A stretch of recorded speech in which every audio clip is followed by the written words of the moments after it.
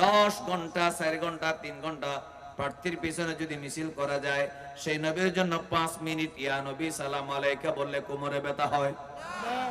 বেদাত হয় না? বলেন না, শিরিক হয়, কোন গুনাহ হয়, আল্লাহ নারাজ হয়। যদি নেতার জন্য 3 ঘন্টা যদি মিছিল করতে পারেন, যদি হাঁটতে পারেন, হেলিকপ্টার থেকে নেতা নামবে, দলের মুফাসসির নামবে, এই জন্য যদি দিনের 2টা থেকে যদি 3টা পর্যন্ত 1 ঘন্টা দাঁড়িয়ে থাকতে পারেন, আমার বাইরে জুমার দিনে মিলাদ কিয়াম করে 5 মিনিট আমরা রাসূলুল্লাহকে দাঁড়িয়ে সালাম দিতে চাই কি চাই না? এবার জোরে বলেন ইয়া রাসূলুল্লাহ, আরো জোরে বলেন ইয়া রাসূলুল্লাহ। الصلاة والسلام عليك يا رسول الله، الصلاة والسلام عليك يا حبيب الله، الصلاة والسلام عليك يا شفيع المذنبين। সবাই একসাথে পড়েন الصلاة والسلام عليك يا رحمة للعالمين، الحمد لله، الحمد لله رب العالمين، والعاقبة للمتقين، والصلاة والسلام على من كان نبيا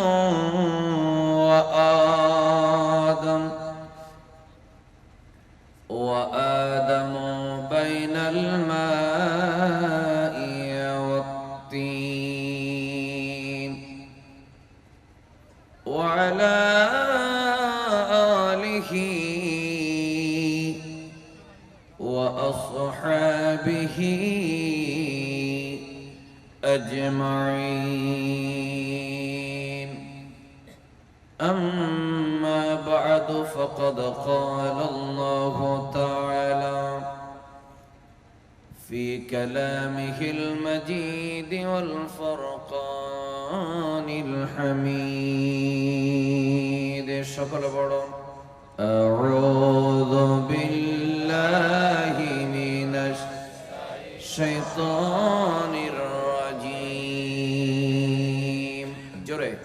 بسم الله الرحمن الرحيم، إذ يغشى السدرة ما يغشى، صدق الله مولانا العظيم، وصدق رسوله النبي الحبيب الكريم،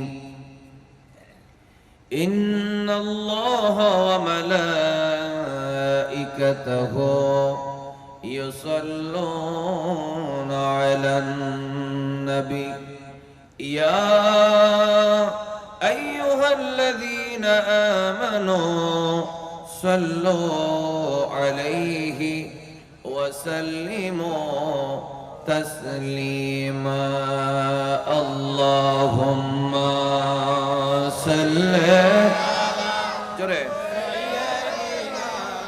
مولانا محمد وعلى آل سيدنا মাশাআল্লাহ। বিশাল প্যান্ডেল, আমরা আশা করছি কিছুক্ষণের মধ্যেই প্যান্ডেল পরিপূর্ণ হওয়ার আশা রাখছি, কিন্তু আপনারা যারা বসছেন খুব কম মানুষ না, অনেকে আসছেন। তো যারা আসছেন আপনারা এখানে থাকে, এটা হুজুরকে দেন। যারা আসছেন আপনাদের কাছে একটা অনুরোধ থাকবে, মহব্বতের সাথে প্রাণ খুলে দুরূদ শরীফ পড়বেন। আর যারা রাস্তাঘাটে অথবা বাড়িতে, মার্কেটে, বিভিন্ন জায়গায় ঘোরাফেরা করছেন, আপনারা সবাই মাহফিলে বসে যান, কারণ রাত অলরেডি 11টা হয়ে গেছে। আমরা 12টায় সর্বোচ্চ 1 ঘন্টা 1.5 ঘন্টার মধ্যে আমাদের আলোচনা শেষ করার খেয়াল আছে। এজন্য সবাইকে মাহফিলে বসার জন্য বিনয়ের সাথে অনুরোধ জানাচ্ছি। আর আমরা যারা বসেছি একটু প্রাণ ভরে দর্শে পড়ি আল্লাহুম্মা সাল্লি আলা মাওলানা মুহাম্মদ ওয়া আলা আলি সাইয়্যিদিনা हमने आंखों से देखा नहीं है मगर उनकी तस्वीर सीने में मौजूद है जिसने लाकर कलामे इलाही दिया वो मोहम्मद मदीने में मौजूद है अल्लाहुम्मा सल्ली अला सय्यिदिना मौलाना मुहम्मद व अला आलि सय्यिदिना মাঝখানে আরেকটু চেপে বসেন মহব্বতের আওয়াজে জোরে জোরে বলি লা ইলাহা ইল্লাল্লাহ আর জোরে লা ইলাহা ইল্লাল্লাহ মহব্বতে বলি লা ইলাহা ইল্লাল্লাহ হাসবি রাব্বি জাল্লাল্লাহ বলেন হাসবি রাব্বি জাল্লাল্লাহ মা ফি কলবি গায়রুল্লাহ নূর মুহাম্মদ সাল্লাল্লাহ নূর মুহাম্মদ লা ইলাহা ইল্লাল্লাহ লা ইলাহা ইল্লাল্লাহ লা ইলাহা ইল্লাল্লাহ জোরে জোরে লা ইলাহা ইল্লাল্লাহ মুহাম্মাদুর রাসূলুল্লাহ বলেন সাল্লাল্লাহু আলাইহি ওয়া আলা আলিহি ওয়া সাহবিহি ওয়া বারাকা ওয়া সাল্লাম। চট্টগ্রাম জেলার কর্ণফুলী থানার অন্তর্গত ফকিরনিরহাট জামতলা বাজার মাতব্বরঘাট জুলদা পাইপের গোড়া সিএনজি চালক ভাইদের ব্যবস্থাপনায় আয়োজিত অষ্টম আজিমুসান নুরানি মিলাদ মাহফিল 2024। আজকের মাহফিলের সম্মানিত সভাপতি মোহাম্মদ নবী আলম, আজকের মাহফিলের প্রধান আলোচক খাগড়াছড়ি কেন্দ্রীয় জামে মসজিদের খতিব হযরতুল হাজ আল্লামা মাওলানা আব্দুল নবী হক্কানি মুদ্দাজিল্লাহুল আলী,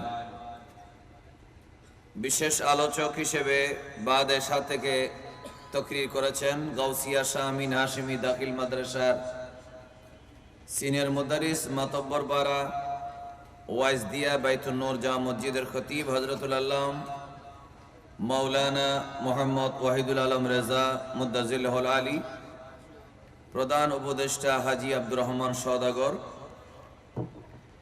উপস্থিত উলামায়ে কেরাম, আমার সামনে বসা মুরব্বীরা, যুবক ভাইয়েরা, মাইকের আওয়াজ যেখানে যাচ্ছে সকল ইসলামী ভাই এবং পর্দানসীন বোনেরা, সবাইকে আন্তরিক সালাম জানাচ্ছি। আসসালামু আলাইকুম ওয়া রাহমাতুল্লাহি ওয়া বারাকাতুহু। আজকের এই মাহফিল চমৎকার মাহফিল, আসার কারণে বসার কারণে আপনারা কি বেজার না খুশি? একবার মহব্বতের আওয়াজে বলেন আলহামদুলিল্লাহ। লাখো কোটি দুরুদ ও সালামের হাদিয়া সরওয়ার কায়নাত ফখরে মৌজুদাত সরকার দো আলম নূর মুজস্সম মুহাম্মদুর রাসূলুল্লাহ সাল্লাল্লাহু আলাইহি ওয়াসাল্লামের নূরানি কদমে পাকে আজকের এই মাহফিল যারা আয়োজন করেছেন এবং আমরা যারা আসলাম বসলাম, আল্লাহ আমাদের সবার পক্ষ থেকে আজকের এই নুরানি ইমানি মাহফিলকে কবুল করুন। সবাই একবার মহব্বতের আওয়াজে বলেন আমিন। আমার পূর্বে আলোচকরা, বিশেষ করে আপনাদের খতিব সাহেব দীর্ঘক্ষণ আলোচনা করেছেন। আমার পূর্বের যিনি প্রধান আলোচক মাওলানা হক্কানি সাহেব মুদ্দাজিল হলালি, তিনিও আলোচনা করেছেন। যেহেতু এই মাস এবং বিশেষ করে আগামী যে রাত, এই রাতটা যেহেতু মেরাজুন নবী সাল্লাল্লাহু আলাইহি ওয়াসাল্লামের রাত, সেদিকে লক্ষ্য রেখে আমি একটি আয়াত তেলাওয়াত করেছি। আমার যতটুকু ধারণা, তিনি মেরাজ নিয়ে তেমন আলোচনা করতে পারেন নাই সম্ভবত, ঠিক না? হয়তো শুরু করেছেন,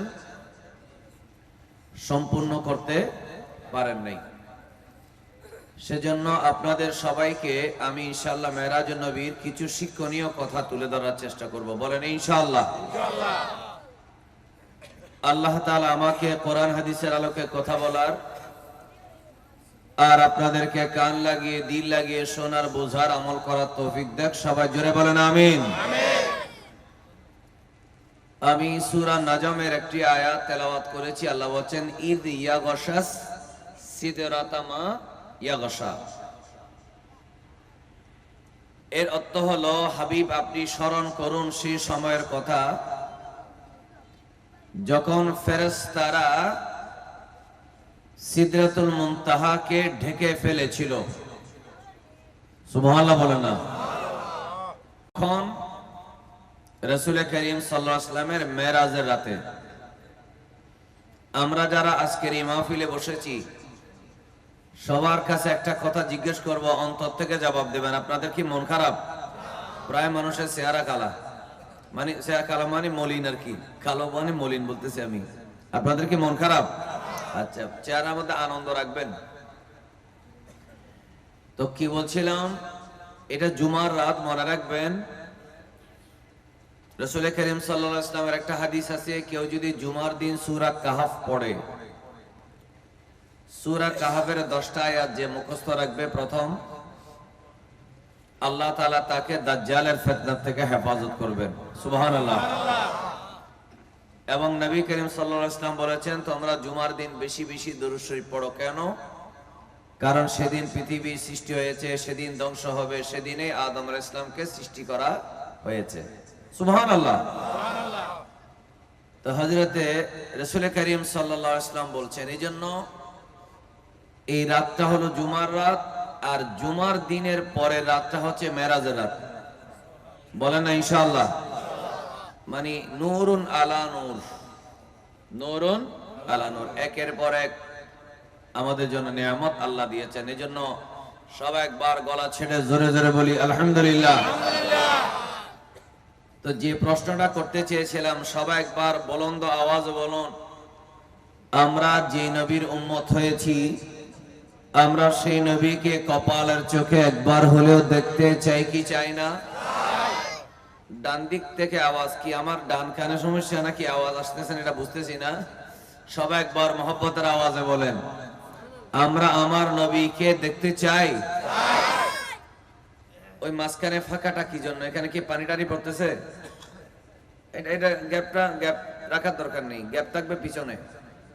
একবারে টাইট হয়ে বসেন, ঘন হয়ে। দেখি সামনে দিকে চলে আসেন। সামনে অন্ততপক্ষে 10-20 হাত যদি টাইট থাকে, পিছনে এলোমেলো হলেও এটা চোখে লাগে না। তো একবার মহব্বতের আওয়াজ আবার বলুন, আমরা নবীজির দিদার চাই কি চাই না? মনে রাখবেন, মিলাদুন নবী হয়েছিল আমার নবীর আগমনের দিন। মিলাদ মানে তো আগমন, জন্ম। আর মেরাজুন নবী হয়েছিল ফেরেশতারা নবী দেখার দিন। সুবহানাল্লাহ বলেন না। মেরাজুন নবী মানে ফেরেশতারা কি দেখার দিন? নবী দেখার দিন। তো এই জন্য শুধু ফেরেশতা নয়, আমরা দুইটা সম্মেলনের কথা বলবো। সবাই শুনতে রাজি আছেন তো ইনশাআল্লাহ? আমরা নবী করিম সাল্লাল্লাহু আলাইহি ওয়াসাল্লামকে দেখতে চাই। ফেরেশতারা আল্লাহর দরবারে অনুমতি চাইলেন। ইস্তাযানাতিল মালাইকা, শরহে মাওয়াহিবুল লাদুনিয়া, আল মাওয়াহিবুল লাদুনিয়ার মধ্যে ইমাম কস্তলানি, শিহাবুদ্দিন কস্তলানি রাহমাতুল্লাহ আলাইহি বলছেন, ফেরেশতারা আল্লাহর কাছে অনুমতি চাইল আইয়ানজুরু ইলা ওয়াজহিন নবী সাল্লাল্লাহু আলাইহি ওয়াসাল্লাম অথবা আইয়ানজুরু ইলা নূরিন নবী, আমাদের নবীর নূরানি চেহারা দেখার জন্য আল্লাহর কাছে আবেদন জানালো। সুবহানাল্লাহ, সুবহানাল্লাহ। এই আওয়াজে মানি না, আরো জোরে বলেন সুবহানাল্লাহ। ফেরেশতারা বলল, আল্লাহ তোমার নবীকে দুনিয়ায় পাঠাইছো, অনেক বছর হয়ে গেছে। নবী তো আসমানে ছিলেন, আল্লাহর কাছে ছিলেন নূরানি সুরতে, সুরতে নূরানি, সুরতে হাকিকি, বশারি সুরতে, মানব সুরতে যখন আমার নবী দুনিয়াতে এসেছেন, এরপরে ফেরেশতারা বলেন, আল্লাহ তোমার হাবিব এত সুন্দর, মক্কার মানুষে দেখে, যারা ফেরেশতারা যারা দুনিয়াতে যায় তারা দেখে, আমরা যারা বেহেশতের ফেরেশতা আছি আমরা দেখি না, আমরা যারা জাহান্নামের দারোয়ান ফেরেশতা, আযাবের ফেরেশতা আমরাও দেখি না। জিবরাইল আলাইহিস সালাম তো প্রতিদিন আমার নবীর কাছে আসে, এটা তো ওনার নিয়ম। আরশ, কুরসি, লৌহ কলমের ফেরেশতারা সাত আসমানে হাজার কোটি, 1 কোটি 2 কোটি নয়, শত কোটি হাজার কোটি ফেরেশতা, আল্লাহ তোমার নবীকে একটু দেখতে চাই। আল্লাহ তাআলা বলে, তোমাদের এতগুলা ফেরেশতার জন্য একটা সম্মেলন, একটা হল গর্ত দরকার, একটা মাঠ লাগবে, কোন মাঠে দাঁড়াইবা? আল্লাহ বলে, ফেরেশতারা বলেন, আল্লাহ তুমি যেখানে বলবা আমরা সেখানে যাব। তখন আল্লাহ তাআলা বলেন, ইদ ইয়াগশা সিদরাতা মা ইয়াগশা, জিবরাইলের বাড়ি যেখানে, সেখানে একটা বড়ই গাছ আছে, সেই সিদরাতুল মুনতাহার মধ্যে সেই জায়গাটা বিশাল বিস্তৃত। তোমরা আরশ, কুরসি, লৌহ কলম, সাত আসমানের ফেরেশতা, বেহেশতের রহমতের ফেরেশতা, জাহান্নামের শাস্তির ফেরেশতা, সবাই একসাথে সিদরাতুল মুনতাহায় চলে যাও। আমি আমার নবীকে আনার জন্য জিবরাইল পাঠাচ্ছি। জিবরাইল যখন আমার নবীকে নিয়ে এখানে আসবে, সবাই একসাথে আমার হাবিবের চেহারার দিদার করবে। ফেরেশতারা কি বেজার না খুশি? এর আগে সমস্ত নবীরা আমার নবীকে একটা দিদার পেল, আর একটা মাহফিল হলো, সেই মাহফিল হয়েছিল বাইতুল মুকাদ্দাস। কথা বলতে হবে, বাইতুল মুকাদ্দাস। সেই বাইতুল মুকাদ্দাসে যে মাহফিল হয়েছিল, রাসূল করিম সাল্লাল্লাহু আলাইহি ওয়াসাল্লাম যখন বাইতুল মুকাদ্দাসে গেলেন, এখান থেকে আমাদের আলোচনা শুরু করি, ঠিক আছে ইনশাআল্লাহ? মাওলানা আব্দুল নবী সাহেব মনে হয় অতটুকু আলোচনা করেন নাই। তো বাইতুল মুকাদ্দাসে আমার নবী যখন গিয়েছেন, কোরআনে আল্লাহ বলেছেন, সুবহানাল্লাযী আসরা বিআবদিহি লাইলাম মিনাল মাসজিদিল হারামি ইলাল মাসজিদিল আকসা। মসজিদে হারাম মানে মক্কায়, যেখানে নামাজ পড়লে 1 লাখ রাকাত, আর মসজিদে নববী যেখানে নামাজ পড়লে 1 রাকাতে 50,000 রাকাত। বাইতুল মুকাদ্দাস ফিলিস্তিন, যেটা বর্তমানে ইহুদিরা দখল করে রেখেছে, অর্থাৎ ইহুদিদের শাসন যেখানে চলতেছে, আল্লাহর কাছে আগে দোয়া করে ফেলি মাহফিলে, কখন কোন সময় দোয়া কবুল হয় আমরা জানি না। আল্লাহ তাআলা যে কোন একটা মানুষের বান্দার ইমানদারের দোয়ার উসিলায়, আল্লাহ আমার নবীর মেরাজের উসিলায়, আল্লাহ তুমি বাইতুল মুকাদ্দাসকে ইহুদিদের হাত থেকে হেফাজত করো। একটু জোরে বলেন আমিন। এবং আল্লাহ পাক যেই বাইতুল মুকাদ্দাসকে ইহুদিরা ষড়যন্ত্র করছে, দখল করে রেখেছে, নির্যাতন চালাচ্ছে, মুসলমান হত্যা করছে, আল্লাহর দরবারে দোয়া করছি, আল্লাহ পাক জালিম ইহুদিদেরকে ধ্বংস করুন, আমিন। এই দোয়া করার দরকার আছে না নাই? মনোযোগ। সেই বাইতুল মুকাদ্দাস যেখানে নবী করিম সাল্লাল্লাহু আলাইহি ওয়াসাল্লামের আরেকটা সম্মেলন হয়েছিল, ফেরেশতাদের সম্মেলন হবে পরে, নবীগণের সম্মেলন হবে আগে। মোহাব্বতের আওয়াজে বলেন না মারহাবা। আমরা বলি না শামে বজমে রিসালাত ফেলা কো সালাম, এটার অর্থ তো কেউ জানে না। মুস্তাফা জানের রহমত মানে কি? রহমতর জান, ওনার উপরে লাখো সালাম। শামে বজমে রিসালাত ফেলা কো সালাম। রিসালাতের যে বিশাল মাহফিল, সেই মাহফিলের চেরাগের উপরে লক্ষ সালাম। সুবহানাল্লাহ বলেন না? সমস্ত রসুল সমস্ত নবীগণের একটা মাহফিল হয়েছে রুহের জগতে, সেই কথা বলবো না, এটা মিলাদুন্নবী মাসে। আর মেরাজের রাতে আর একটা মাহফিল হয়েছিল বাইতুল মুকাদ্দাসে। তো অনেকে প্রশ্ন করেন সবার কি অসুবিধা লাগতেছে? কারণ ওয়াজে উঠে যদি আমি টান ইনশাআল্লাহ টেনে ওয়াজ করব, অনেক ভাইয়ের আমাদেরকে বলে হুজুর একটু টান টুন দিয়ে ওয়াজ করবেন। হ্যাঁ ভালো লাগে, অনেকের ভালো লাগে আমি জানি, কিন্তু আগে ভূমিকাটা না বুঝাইলে তো ওয়াজ বুঝবেন না, ঠিক কিনা? তো বাইতুল মুকাদ্দাসে রাসূল করিম সাল্লাল্লাহু আলাইহি সাল্লাম যাচ্ছেন, আমার নবীকে নিচ্ছেন আল্লাহ জিবরাইল আলাইহিস সালাম পাঠাইয়া, তিনি সেখানে গেলেন। যাওয়ার পর সে দেখলেন সমস্ত নবীগণ আমার নবীকে দেখার জন্য কবর থেকে বের হয়ে বাইতুল মুকাদ্দাসে এসে দাঁড়িয়ে আছে। সবাই একটু মহব্বতে বলেন না সুবহানাল্লাহ। আচ্ছা সবাই বলুন তো দেখি, যদি সমস্ত নবীগণ মেরাজের রাতে আপন আপন কবর রওজা মাজার থেকে বের হয়ে বাইতুল মুকাদ্দাসে হাজির হতে পারে, আমার নবীর ক্ষমতা অন্যান্য নবীর চাইতে কি কম নাকি বেশি? তো আমাদের নবী অন্য নবীরা 100 বছর 500 বছর 600 800 1000 1500 বছর আগে, 2000 বছর 3000 বছর আগে যারা কবরবাসী হয়েছেন, কবর দেওয়া হয়েছে, দাফন করা হয়েছে যাদেরকে, ওনারা যদি কবর থেকে বের হয়ে বাইতুল মুকাদ্দাসে হাজির হতে পারে, এবার সবাই আওয়াজ করে বলুন আমার নবীও মদিনা মুনাওয়ারা থেকে আমাদের আপনাদের বাবাকে আমাকে যদি দাফন করা হয়, আমাদের কবরে হাজির হওয়ার ক্ষমতা আমার নবীর আছে কিনা? এই ক্ষমতা আমার নবীকে কে দিয়েছেন? আল্লাহ। সবাই বলেন কে দিয়েছেন? जिसका कोई सानी नहीं वो नबी हमारा है। सुबहानअल्लाह बोलें।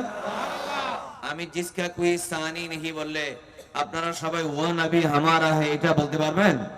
जिसका कोई सानी नहीं वो नबी हमारा है, बोली जिसका कोई सानी नहीं,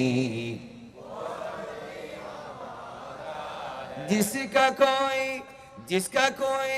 सानी नहीं, जिसका कोई सानी नहीं वो नबी हमारा है, जिसका कोई सानी नहीं, बोलें जिसका कोई सानी नहीं वो नबी हमारा है, मुस्तफा की अजमत का हद है न किनारा है। একটু মহব্বতে বলেন না সুবহানাল্লাহ। তোর पे कहा, তোর মানি তোর পাহাড়, তোর पे कहा रब ने लंतरानी मूसा, আল্লাহ তোর পাহাড়ে বলছিলেন হে মুসা তুমি আমাকে দেখতে পারবে না। সুবহানাল্লাহ। তোর पे कहा रब ने लंतरानी मूसा, दूर पे कहा रब ने लंतरानी मूसा, लेकिन मेरे आका को अर्श पे बुलाया है। তুর পাহাড়ে মুসা ইসলামকে বলেছেন তুমি আমাকে দেখতে পারবে না, আর আমার নবীকে দেখা দেওয়ার জন্য আল্লাহ আরশ মুআল্লাই দাওয়াত করে নিয়ে গেছেন। তাহলে আমার নবী হচ্ছেন সবার সেরা। বলেন আমার নবী সবার, চিল্লে বলেন আমার নবী সবার। মুসা ইসলাম দাঁড়ালেন, আল্লাহ ওই আল্লাহ তাআলার প্রশংসা যিনি আমার সাথে কথা বললেন। আরো কিছু কথাবার্তা বলার পরে হযরত মুসা ইসলাম বসে গেলেন। এরপরে দাউদ আলাইহিস সালাম দাঁড়ালেন। ওই আল্লাহ তাআলার প্রশংসা যে আল্লাহ তাআলা আমার জন্য লোহাকে নরম করে দিয়েছেন। সুবহানাল্লাহ বলেন না সুবহানাল্লাহ। আপনাদের অসুবিধা হচ্ছে? আপনারা আমার কথা বুঝতেছেন? দেখে একটু মহব্বতে বলেন তো সুবহানাল্লাহ। বলেন একটা লোহাকে, এটা তো লোহা না, যে কোনো একটা লোহাকে নরম করার জন্য আগুন দিয়ে, আগুন দেওয়ার দরকার আছে না নেই? আগুনে দিতে হবে। এরপরে পিটাইতে হবে, তারপরে ছুরি বানাবেন, যা বানাবেন পরে বানাবেন, মেশিন দিয়ে বানান অথবা যে কোনো কিছু দিয়ে বানান। লোহাকে নরম করার জন্য, বাঁকা করার জন্য, চেপটা করার জন্য, ধারালো করার জন্য আগে আগুন দিয়ে নরম করতে হয়। কিন্তু আল্লাহ পাক দাউদ আলাইহিস সালামের হাতে এমন একটা পাওয়ার দিয়েছেন, উনি লোহা হাত দিয়ে ধরার সাথে সাথে এটা মোমের মতো গলে যেত। কোন হাতুড়ি ছাড়া লোহাকে যা ইচ্ছা বানার ক্ষমতা আল্লাহ তাআলা দাউদ আলাইহিস সালামের হাতে দান করেছে। দাউদ আলাইহিস সালাম বলেন, আল্লাহ তোমার প্রশংসা, আমাকে তুমি লোহা নরম করার ক্ষমতা দিয়েছো। এরপরে তিনি বললেন, আল্লাহ তুমি সেই আল্লাহর প্রশংসা যে আল্লাহ, আল্লাহ তুমি আমাকে ইউসাব্বিহুনা মা'আত তায়রা ওয়াল জিবাল, আল্লাহ আমার সাথে পাহাড় পর্যন্ত সুবহানাল্লাহ সুবহানাল্লাহ জিকির করে। একটু মহব্বতে কি বলা যাবে না সুবহানাল্লাহ? দাউদ আলাইহিস সালাম এমন ক্ষমতাবান নবী ছিলেন, ইনি যখন সুবহানাল্লাহ বলতেন সাথে সাথে ওনার ডানে বামে যত পাহাড় সবাই বলতেন সুবহানাল্লাহ। উনি যখন বলতেন আলহামদুলিল্লাহ, ওয়াত তাইর মানে পাখি, পাখিরাও বলতো সুবহানাল্লাহ আলহামদুলিল্লাহ। সুবহানাল্লাহ আলহামদুলিল্লাহ লা ইলাহা ইল্লাল্লাহ, জোরে জোরে লা ইলাহা লা ইলাহা ইল্লাল্লাহ, জোরে জোরে সুবহানাল্লাহ ওয়ালহামদুলিল্লাহ লা ইলাহা ইল্লাল্লাহ, জোরে লা ইলাহা ইল্লাল্লাহ লা ইলাহা ইল্লাল্লাহ। আমার বাইরে মনোযোগ। দাউদ আলাইহিস সালাম বলেন, ওই আল্লাহ তাআলার প্রশংসা যে আল্লাহ আমার জন্য লোহাকে নরম করে দিয়েছেন, যে আল্লাহ আমার জন্য পাখিকে অনুগত করে দিয়েছেন। আমার সাথে পাখি তাসবিহ পড়ে, আমার সাথে পাহাড়ে তাসবিহ পড়ে। আমি ওই দিন যখন একটু দূরের থেকে যখন মাহফিল থেকে বাসায় যখন ফিরলাম, শহরের বাসায় তো সাধারণত মোরগ মুরগি পালা হয় না।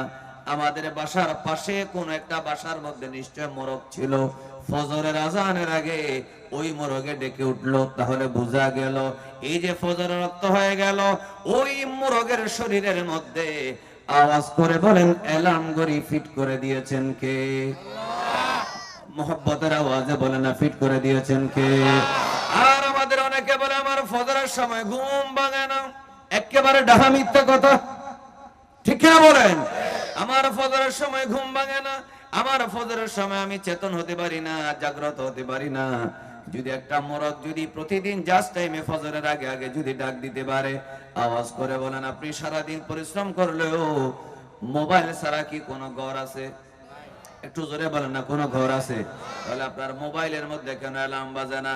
তাহলে বোঝা গেল দোষ মোবাইলেরও না, দোষ আপনার কোনো কিছুর না, দোষ হচ্ছে নিজের কলবটা শয়তানের কাছে অধীন হয়ে গেছে, বন্দী হয়ে গেছে। একটু জোরে জোরে বলেন ঠিক কিনা? এজন্য একে ওকে আমার মোবাইল আজকে ব্যাটারি ছিল না, এই জন্য ফজর নামাজ পড়তে পারি নাই। আমার মোবাইল ডেকে দেয় নাই, আমার মা ডেকে দেয় নাই, মুয়াজ্জিনের আজানের আওয়াজ আমি শুনি নাই, ঠান্ডা লাগছিল, জানলা বন্ধ করে ঘুমাইছিলাম, এই জন্য আজান শুনি নাই, নামাজ পড়তে পারি নাই। এই বাহানা দিয়ে জোরে বলেন আল্লাহর মায়ের থেকে বাঁচার কোন সুযোগ আছে? এই জন্য দোয়া করছি, খতিব সাহেব আছে, আমি জানি না ফজর নামাজে কয়জন হয়, আমি জানি না, আমি জিজ্ঞেস করব না, আপনারা লজ্জা পেতে পারেন। এই জন্য আমি আল্লাহর কাছে দোয়া করি আজকের মেরাজের আলোচনার উসিলায় আপনাদেরকে আল্লাহ নামাজ হিসেবে কবুল করুন, আমিন। আরো জোরে বলেন আমিন। কারণ আমি আলোচনাগুলো করছি নিছক কোন ঘটনা কাহিনী বলে আপনাদেরকে খুশি করার জন্য, কান সুখের জন্য না, এন্টারটেইনমেন্ট কোন বিনোদন দেওয়ার জন্য নয়। আমি এই আলোচনা অনুমোদন করেছি, এই আলোচনার প্রতিটি ফাঁকে ফাঁকে অবশ্যই শানের রিসালাত থাকবে, অবশ্যই নবীর মর্যাদার কথা থাকবে, শ্রেষ্ঠত্বের কথা থাকবে, এবং প্রতিটি বাঁকে আলোচনার ফাঁকে অবশ্যই আমলের কথা থাকবে। একটু জোরে বলেন ইনশাআল্লাহ। আপনাদের শোনার ইচ্ছা আছে না নাই? যদি বলেন না আমলের কথা বলবেন না, তাহলে আপনি চলে যান, আপনার এখানে বসার কোনো দরকার। আর যদি বলেন আমার আমলের ঘাটতি আছে, তারপর আপনি আমাকে বলেন, যে কোনো একদিন হয়তো আমি আমল সংশোধন করতে পারি। একটু জোরে বলেন না ইনশাআল্লাহ, আরো জোরে বলেন ইনশাআল্লাহ। আমার ভাইরা বলতে যাচ্ছিলাম, দাউদ আলাইহিস সালামের সাথে তাসবিহ পড়তো পাখি, দাউদ আলাইহিস সালামের সাথে মাটি পাহাড় পর্যন্ত তাসবিহ পড়তো। তিনি মেরাজের রাতে সেটার শুকরিয়া আদায় করলেন। আদায় করার পরে তিনি বসে গেলেন। এরপরে হযরত সুলাইমান আলাইহিস সালাম দাঁড়ালেন। তিনি দাউদ আলাইহিস সালামের সন্তান ছেলে, সুবহানাল্লাহ বলেন, যিনি পুনরায় যিনি বাইতুল মুকাদ্দাস পুনর্নির্মাণ করেছিলেন, সে সুলাইমান আলাইহিস সালাম বসে গেলেন। আলহামদুলিল্লাহিল্লাযী সাখারা লিয়া রিহা ওয়াশ শায়াতিন, ওই আল্লাহ তাআলার প্রশংসা যে আল্লাহ আমার জন্য বাতাসকে অধীন করে দিয়েছেন। সুলাইমান আলাইহিস সালাম নির্দেশ দেওয়ার সাথে সাথে উত্তরের বাতাস দক্ষিণ থেকে, দক্ষিণের বাতাস উত্তর থেকে, চট্টগ্রামের বাতাস ঢাকা, সিরিয়ার বাতাস চলে আসতো আপনার ফিলিস্তিনে, ফিলিস্তিন থেকে বাতাসে যে কোনো মানুষকে সুলাইমান আলাইহিস সালামের নির্দেশে যেখানেই বলতো সেখানে উড়াইয়া নিয়ে যেত। এটাই ছিল সুলাইমান আলাইহিস সালামের বাদশাহী। এবার সবাই বলেন, সেই সুলাইমান আলাইহিস সালামের চাইতে আমার নবীর ক্ষমতা কম না বেশি? এই বিশ্বাস যাদের আছে তারা একটু মহব্বতে বলেন, নূরে মুহাম্মদ সাল্লাল্লাহু আলা, তুমি বাদশার বাদশা।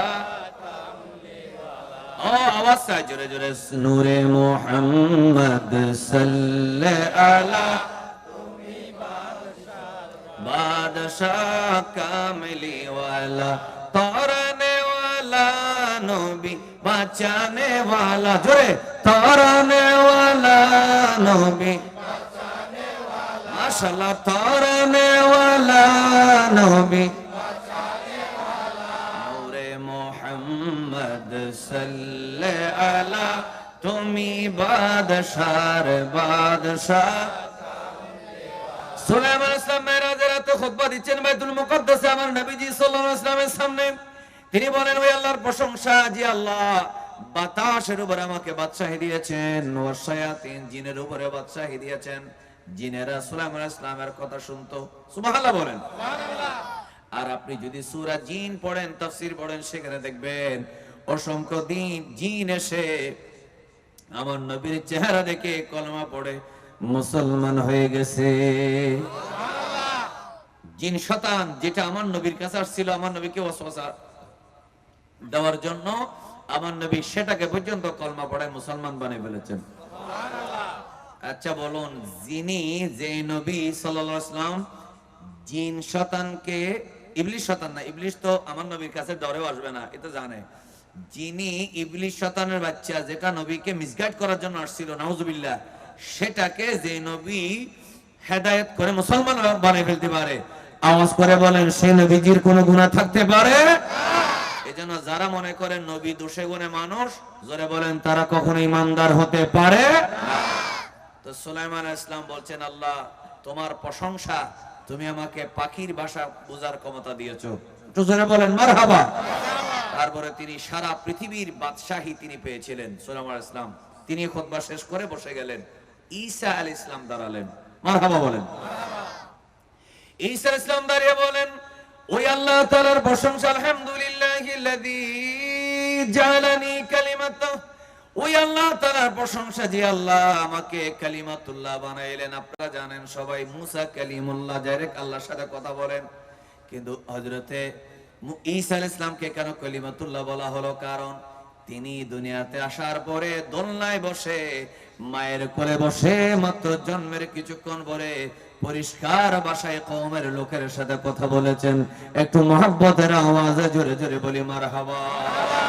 আমার ভাইরা, ও জুলদা এলাকার জামতলার কর্ণফুলীর ভাইরা, মনোযোগ দিয়ে শুনুন। ঈসা আলাইহিস সালাম যদি এই দুনিয়ার জমিনে এসে এইভাবে কথা বলতে পারে, আল্লাহ কোরআনে বলেছেন, হাফেজ সাহেবরা জানেন, قال إني عبد الله آتاني الكتاب وجعلني نبيا। একটু জোরে বলেন আল্লাহু আকবার। ঈসা ইসলাম মার কোলে শুয়ে শুয়ে বলেছিলেন, আমার মার কওম, খবরদার খবরদার, আমার মার চরিত্রের মধ্যে কোনো দাগ লাগাইও না। আমার মা বাইতুল মুকাদ্দাসের পাশের কামরায় কখনো কোন লাম ইয়ামসাসনি বাশার মারইয়াম আলাইহিস সালাম নিজেই বলেন আমাকে কখনো কোনো পুরুষ টাচ পর্যন্ত করে নাই, শরীরের সাথে স্পর্শ হয় নাই। আমার মা সম্পর্কে অপবাদ দিও না, খবরদার। আমার মা জননীর পেটের ভিতরে আল্লাহর হুকুমে আমাকে আল্লাহ পয়দা করেছেন। ইন্নী আবদুল্লাহ, আমি আল্লাহর বান্দা। আমাকে নাউজুবিল্লাহ কোনো অবৈধ সম্পর্কের দিকে নিসবত করো না। এবং শুধু তা না, আমি আল্লাহর বান্দা।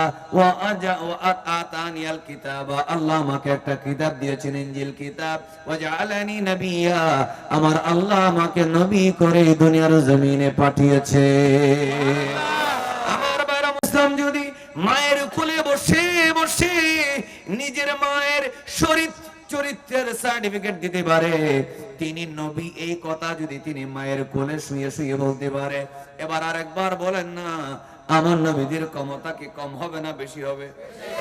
আমার নবী যদি দুনিয়াতে এসে কথা বলে, কারো কি বেদাতের ফতোয়া দেওয়ার কোনো সুযোগ আছে? কথা বলার সুযোগ আছে? আমার ভাইরা, আমার ঈসা আলাইহিস সালাম বলেছেন আমি আল্লাহর নবী, আমাকে আল্লাহ কিতাব দিয়েছেন, কোরআনের আয়াত। আর আমার নবী দুনিয়াতে এসে কলেমা পড়েছেন, শুধু তা না, দুনিয়াতে এসে বলেছেন রব্বি হাবলি উম্মতি। মোহাব্বতের আওয়াজে জোরে জোরে বলেন মারহাবা।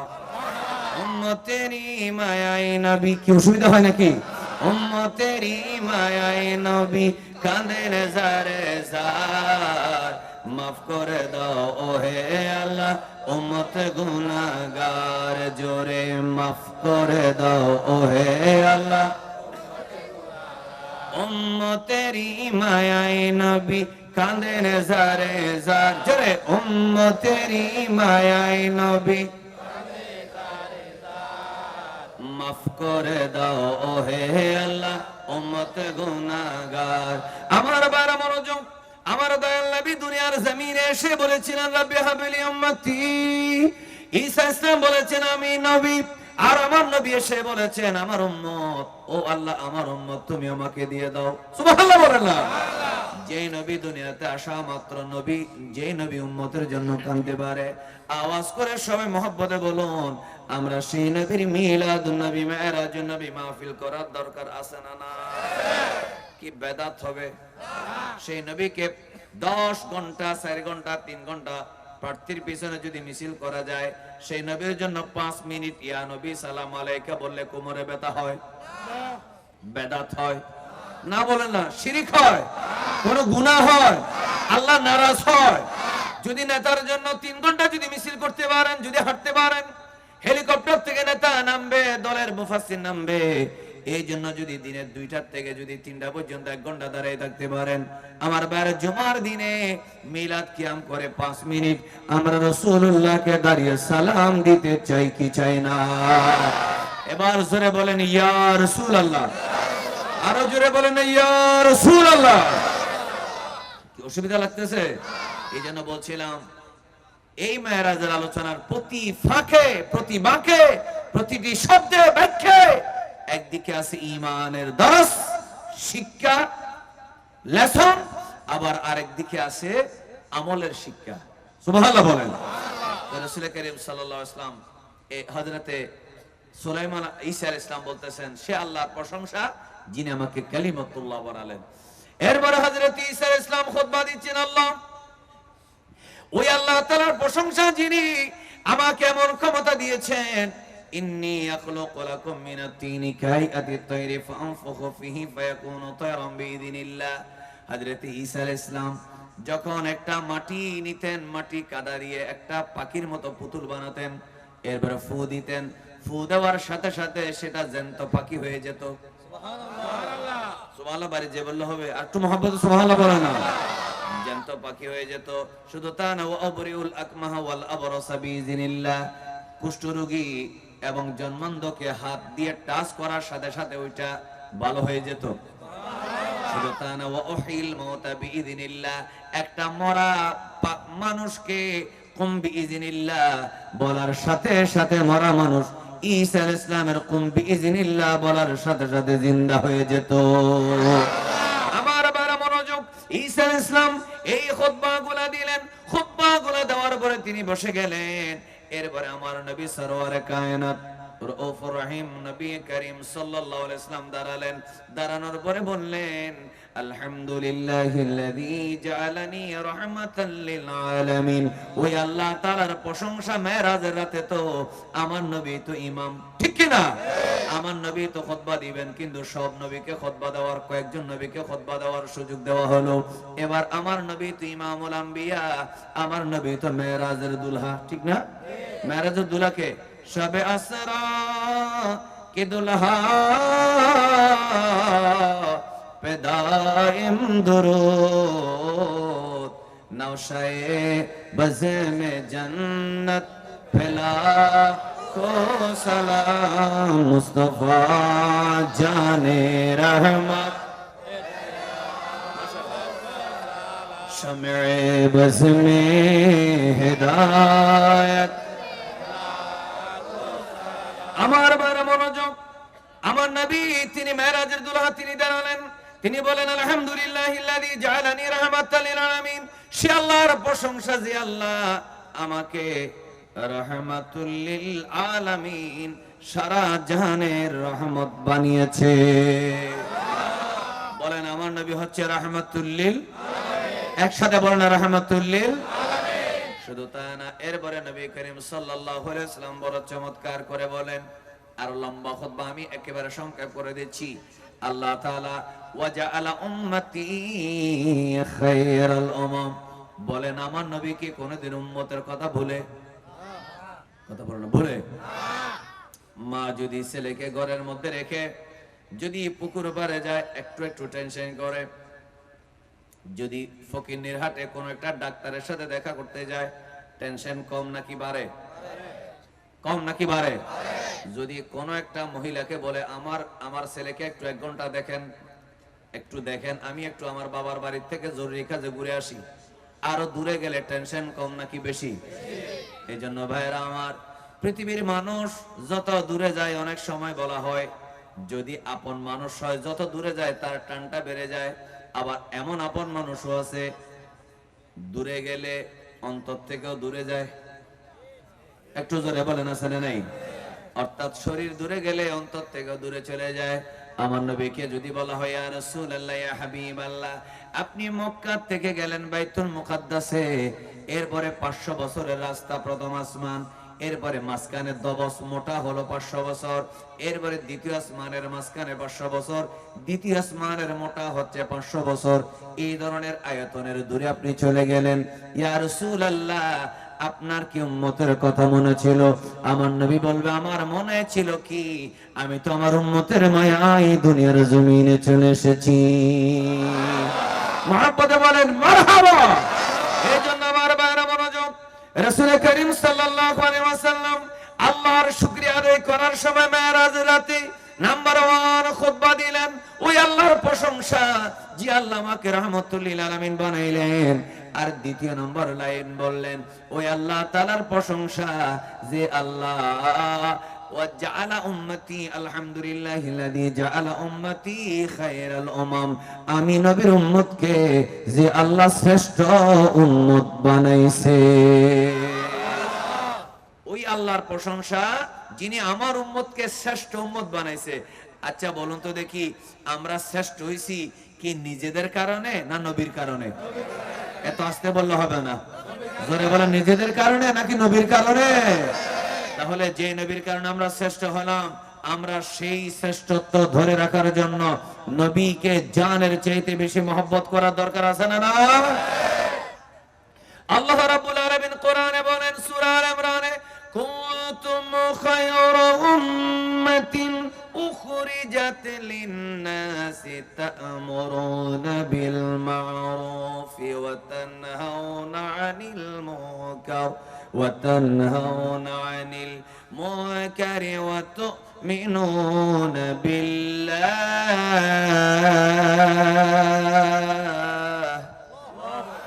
একটু মহব্বতের আওয়াজে বলেন আল্লাহু আকবার।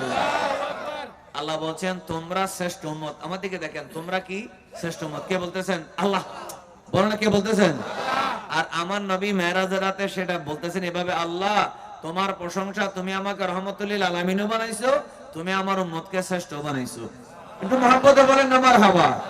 শুধু তা না, আমার আল্লাহর নবী বলতেছে, আল্লাহ তোমার প্রশংসা, তুমি আমার উম্মতকে আউয়ালিনও বানাইছো, আখিরিনও বানাইছো।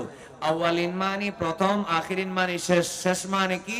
আমরা এসেছি সবার শেষে, আর আমরা জান্নাতে যাব সব নবীর উম্মতের আগে। এই জন্য আমরা বেজার না খুশি? সব একবার মহব্বতের আওয়াজে বলেন তো আলহামদুলিল্লাহ। আল্লাহ আমাদেরকে আমার নবীর উসিলায় জান্নাতে যাওয়ার তৌফিক দেন। আমরা তো কোনো মতে সবার শেষে গেলেও খুশি, কিন্তু আমার নবী বলতেছেন আমার উম্মত এসেছে শেষে, কিন্তু বেহেশতে যাবে সবার নবীর উসিলায়। বলে না নবীর উসিলায় এত কিছু পাইলাম। আর নজদির দল, ওয়াহাবির দল বলে নবীর উসিলা নাকি শিরিক। একটু নাউজুবিল্লাহ জোরে বলে না। নবীর উসিলা কোনোদিন শিরিক হতে পারে?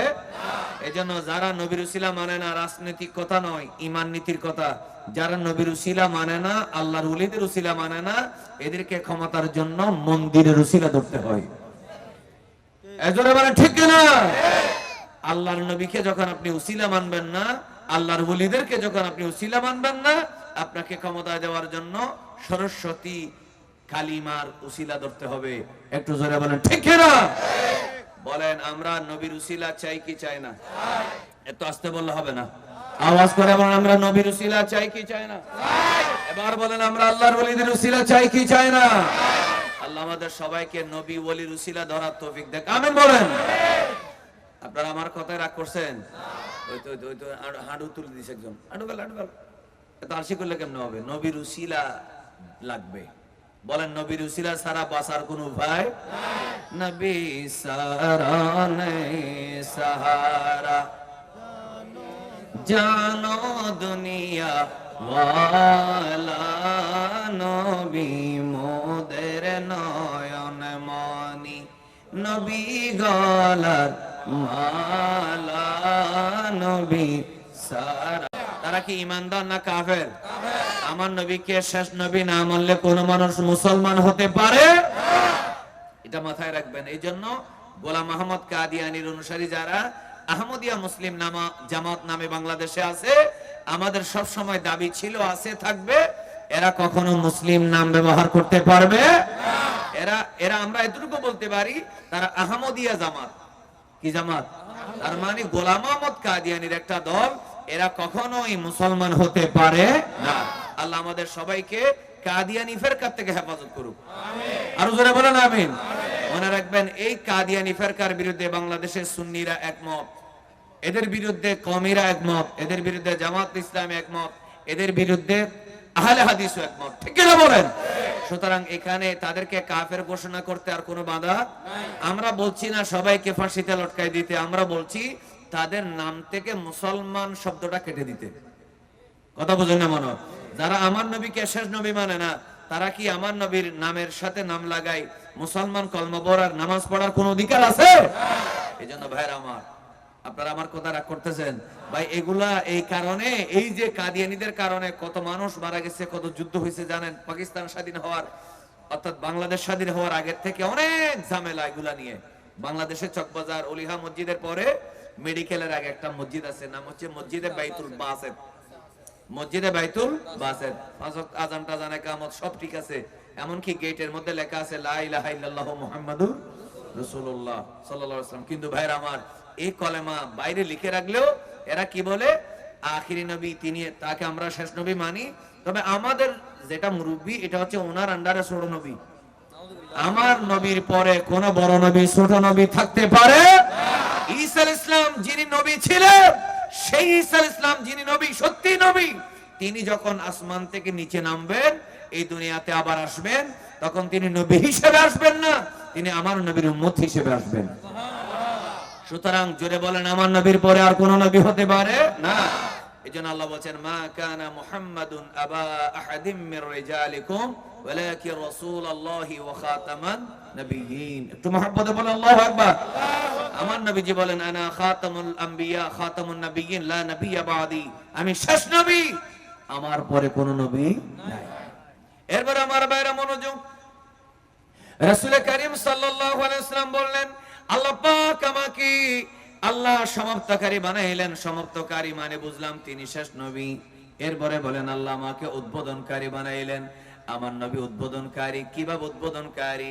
হাসরের মাঠে সব নবীরা যখন সুপারিশ শুরু করবে না, শাফাত শুরু করবে না, সবার আগে যিনি সুপারিশ করবে তিনি হচ্ছে আমাদের আপনারা সবার গুনাহগার উম্মতের কান্ডারি নবী।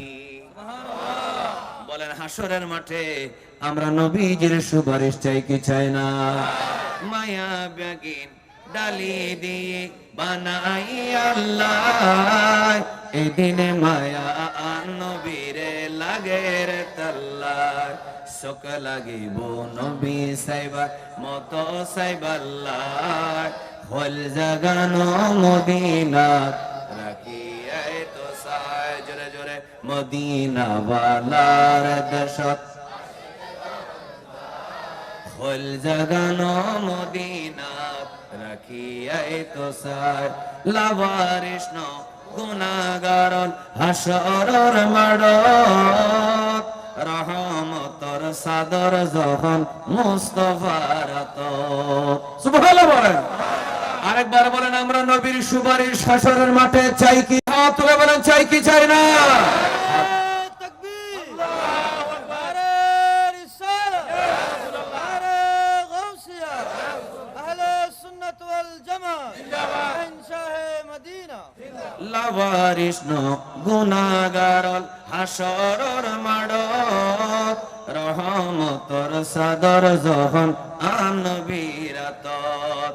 খড়ে যাইব উম্মত ওয়ালা উম্মত ফেলায়। বলেন খড়ে যাইব উম্মত ওয়ালা উম্মত ফেলায়, হইল জাগানো মদিনা রাখিয়াই তো সায়।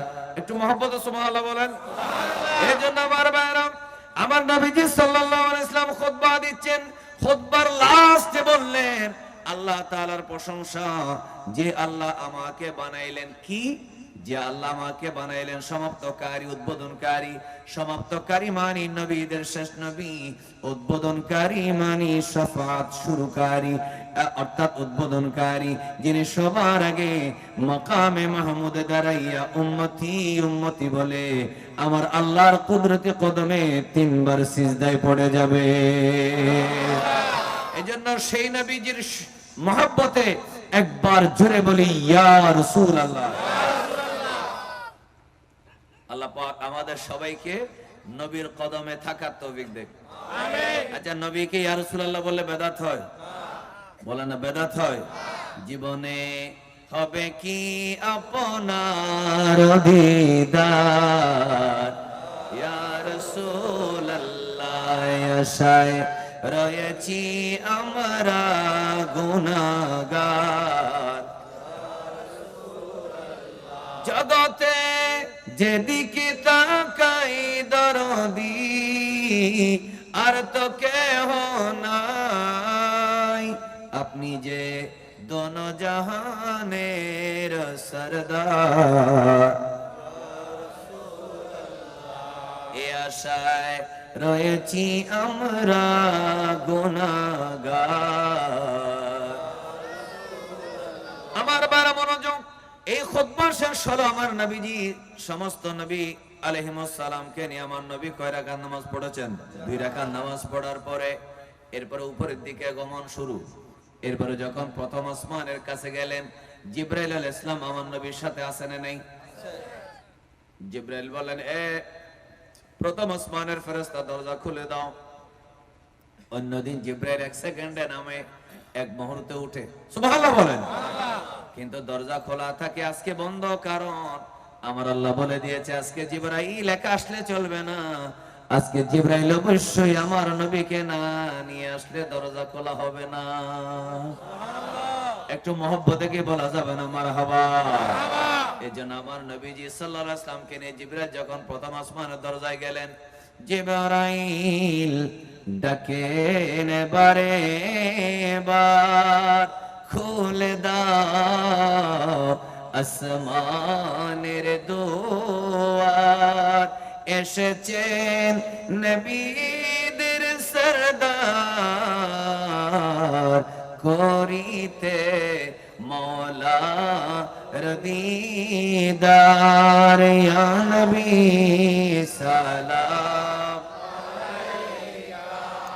ইয়া রাসূল সালাম ইয়া হাবিব সালাম আলাইকা সালাওয়াত। আমরা লাস্টেও এই মিসরাটা আমরা লাস্টেও পড়বো, লাস্টে আবার আমার নবীকে সালাম দেবো, বলেন না ইনশাআল্লাহ। যারা দাঁড়ায় সালাম দিতে পারে তারা বসেও সালাম দিতে পারে, কোনো অসুবিধা। এই যে বলে জিবরাইল ডাকে বারবার, ও খুলে দাও আসমানের দুয়ার, এসেছেন নবীদের সরদার, আল্লাহর করিতে আল্লাহর দিদার। এটা সরাসরি হাদিস শরীফ। একটু মহব্বত সুবহানাল্লাহ বলো না। এটা বুখারী শরীফে আছে। এই দরজা খোলো, বলো তোমার সাথে কে? আমার নবী। সুবহানাল্লাহ বলেন। নবীর কাছে পয়গাম গেছে, বলে আসছে, তো খুলে দাও, খুলে দিছে। খুলে দেওয়ার সাথে সাথে দেখে প্রথম আসমানের প্রথম গেটের পাশেই আদম আলাইহিস সালাম দাঁড়িয়ে আছে।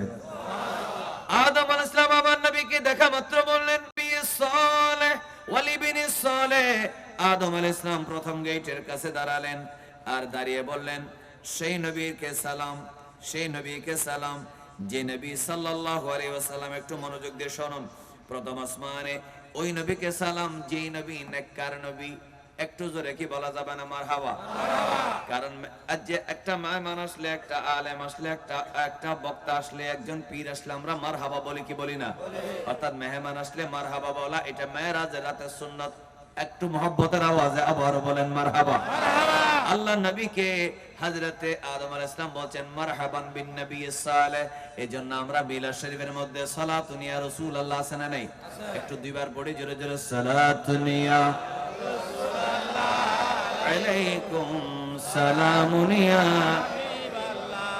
এরপরে আবার বলেন মারহাবা আছে না নাই? মারহাবা ইয়া মারহাবা ইয়া মারহাবা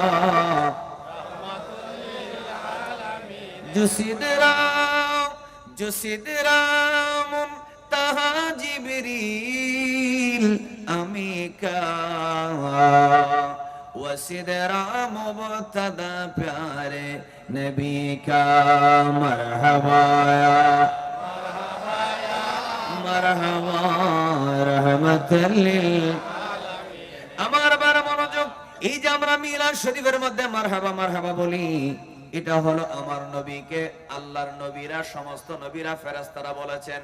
এই জন্য আরেকবার কলিজা ছিঁড়া আওয়াজ দিয়ে বলি মারহাবা। আদম আলাইহিস সালাম বলেন মারহাবান বিন নবী সালেহ, মারহাবান বিল ইবনে সালেহ, এই কথাটা বললেন।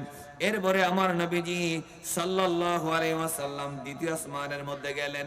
দ্বিতীয় আসমানের মধ্যে যাওয়ার পরে সেখানে দেখা গেল ওখানে দাঁড়ায় আছে যিনি, তিনি হচ্ছেন ঈসা আলাইহিস সালাম। একটু মহব্বতের আওয়াজে জোরে জোরে বলি মারহাবা। কে দাঁড়ায় আছে? ঈসা। এখন আমি মনোযোগ একটু খেয়াল করেন, কিছু কিছু রিওয়ায়াতে দ্বিতীয় আসমানে আরেকজন নবীর কথা বলা হয়েছে, কিন্তু সব নবী, যেই নবীদের কথা বলা হয়েছে সমস্ত নবীদের কথা আগে বা পরে হলেও এই নবীরা আমার নবীকে ওয়েলকাম জানিয়েছেন, কোনো সন্দেহ নাই। আচ্ছা আপনারা বলেন, ঈসা আলাইহিস সালাম দ্বিতীয় আসমানে অথবা চতুর্থ আসমানে, যে কোনো একটা আমরা ধরে নিলাম, তো তিনি আসমানে এটা বুঝলাম। আদম আলাইহিস সালাম তো কবরে। আদম আলাইহিস সালাম কোথায়? ঈসা আলাইহিস সালাম আসমানে। তিনি কেমনে উপরে গেলেন? তাহলে বোঝা গেল নবী আর সাধারণ মানুষ এক নয়। সুবহানাল্লাহ বলেন না। সুবহানাল্লাহ। নবী আর সাধারণ মানুষ কি নয়? নবীদেরকে আল্লাহ এমন ক্ষমতা দেয়, এরা কবর থেকে কোথায় যেতে পারে? আসমান পর্যন্ত যেতে পারে। একটু মহব্বতে বলেন না মারহাবা।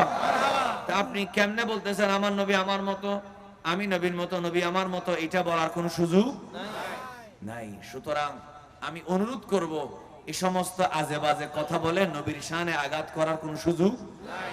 সুরত, সিরত, আকৃতি, সৃষ্টি, চরিত্র, বৈশিষ্ট্য কোন দিক থেকেই একজন মানুষ আওয়াজ করে বলেন নবীর মতো হতে পারে না। দ্বিতীয় আসমানে ঈসা আলাইহিস সালাম দাঁড়িয়ে আছেন। এরপরে তিনি মারহাবা জানালেন। এরপর আমার নবী তৃতীয় আসমানের মধ্যে গেলেন। সেই তৃতীয় আসমানের মধ্যে সেখানে পেলেন হযরত ইউসুফ আলাইহিস সালামকে।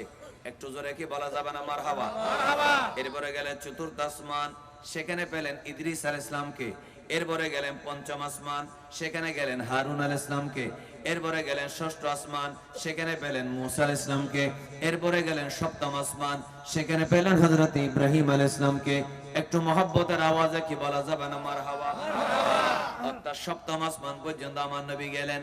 যাওয়ার পরে জিবরাইল আমিন বলে, ইয়া রাসূলুল্লাহ, ইয়া হাবিবাল্লাহ, আপনি একটুখানি জান্নাত দেখবেন। এবার মহব্বতের আওয়াজে বলুন, আমার নবী মেরাজের রাতে ব্যস্ত দেখছে কিনা? একটু জোরে বলেন না, দেখেছে কিনা? আমার নবী বেহেশত দেখেছে। আমি বেহেশতের কথাটা বেশি বলবো না, সংক্ষেপ করে বলবো। দুজকের কথাগুলো বলবো, একটু জোরে বলুন, আমাদের জানার দরকার আছে না নেই? আমার নবী এ আওয়াজ করে সবাই বলবেন, কিতাবের মধ্যে আছে আমার নবী, আমি নিজের চোখে, আমার নবীজি সাল্লাল্লাহু আলাইহি ওয়াসাল্লাম বলেন, আমি নিজের চোখে বেহেশতগুলো দেখেছি, আমি নিজের চোখে জাহান্নামগুলো দেখেছি।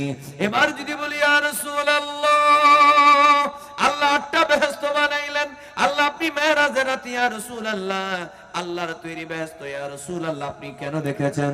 আমার নবী বলবে, একটা মানুষ যখন 5 জন ছেলের জন্য শপিং করার জন্য যখন নিউ মার্কেটে যায়, একটা বাবা 5টা ছেলের জন্য কাপড় চোপড় কিনে আনে। ছেলেরা যদি ভালো হয়, চরিত্রবান হয়, আদবওয়ালা হয়, বলে, আব্বু আপনি যে জিনিসটা পছন্দ করে এনেছেন, একটু জোরে বলেন না, ঠিক কিনা?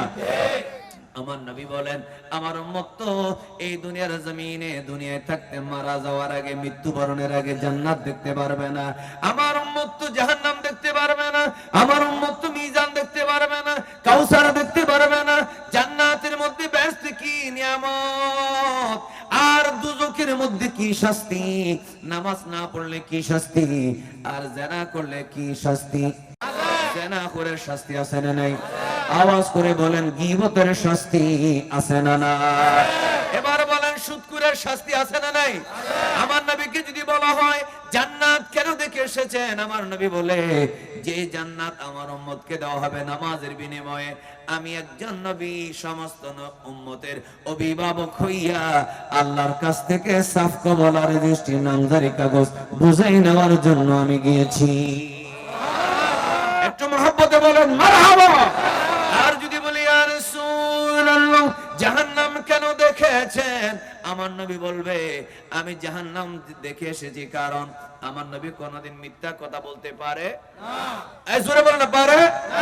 আমার নবীকে যদি বলা হয় কেন দেখে এসেছেন, আমার নবী বলবে, আমি জাহান্নাম দেখে এসেছি আমার উম্মতকে যেন দেখে দেখে ভয় প্রদর্শন করতে পারি। আল্লাহ, আমরা এই যে আলোচনা যেগুলো হবে, এগুলো আমার নবী যেহেতু নিজের জবানে বলেছেন, আল্লাহ আমাদেরকে গুনাহগুলোর থেকে হেফাজত করুক। একবার জোরে জোরে বলেন আমিন, আরো জোরে বলেন আমিন।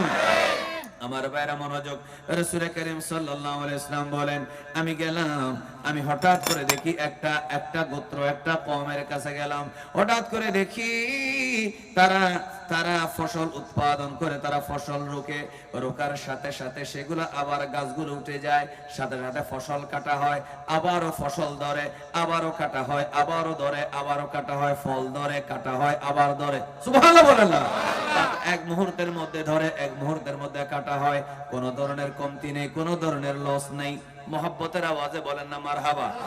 এটা যখন আমি দেখলাম, এবার বললাম, ও জিবরাইল, এই যে বেহেশতের মধ্যে যেই ধরনের আমি একটা কম দেখতে পাচ্ছি, এরা বারবার ফসল বনে, এরবারে সাথে সাথে ফসল কাটে, সাথে সাথে এটা পেকে যায়, খেতে পারে, খাওয়ার উপযোগী হয়ে যায়, এইভাবে সাথে সাথে কেন হয় বলো?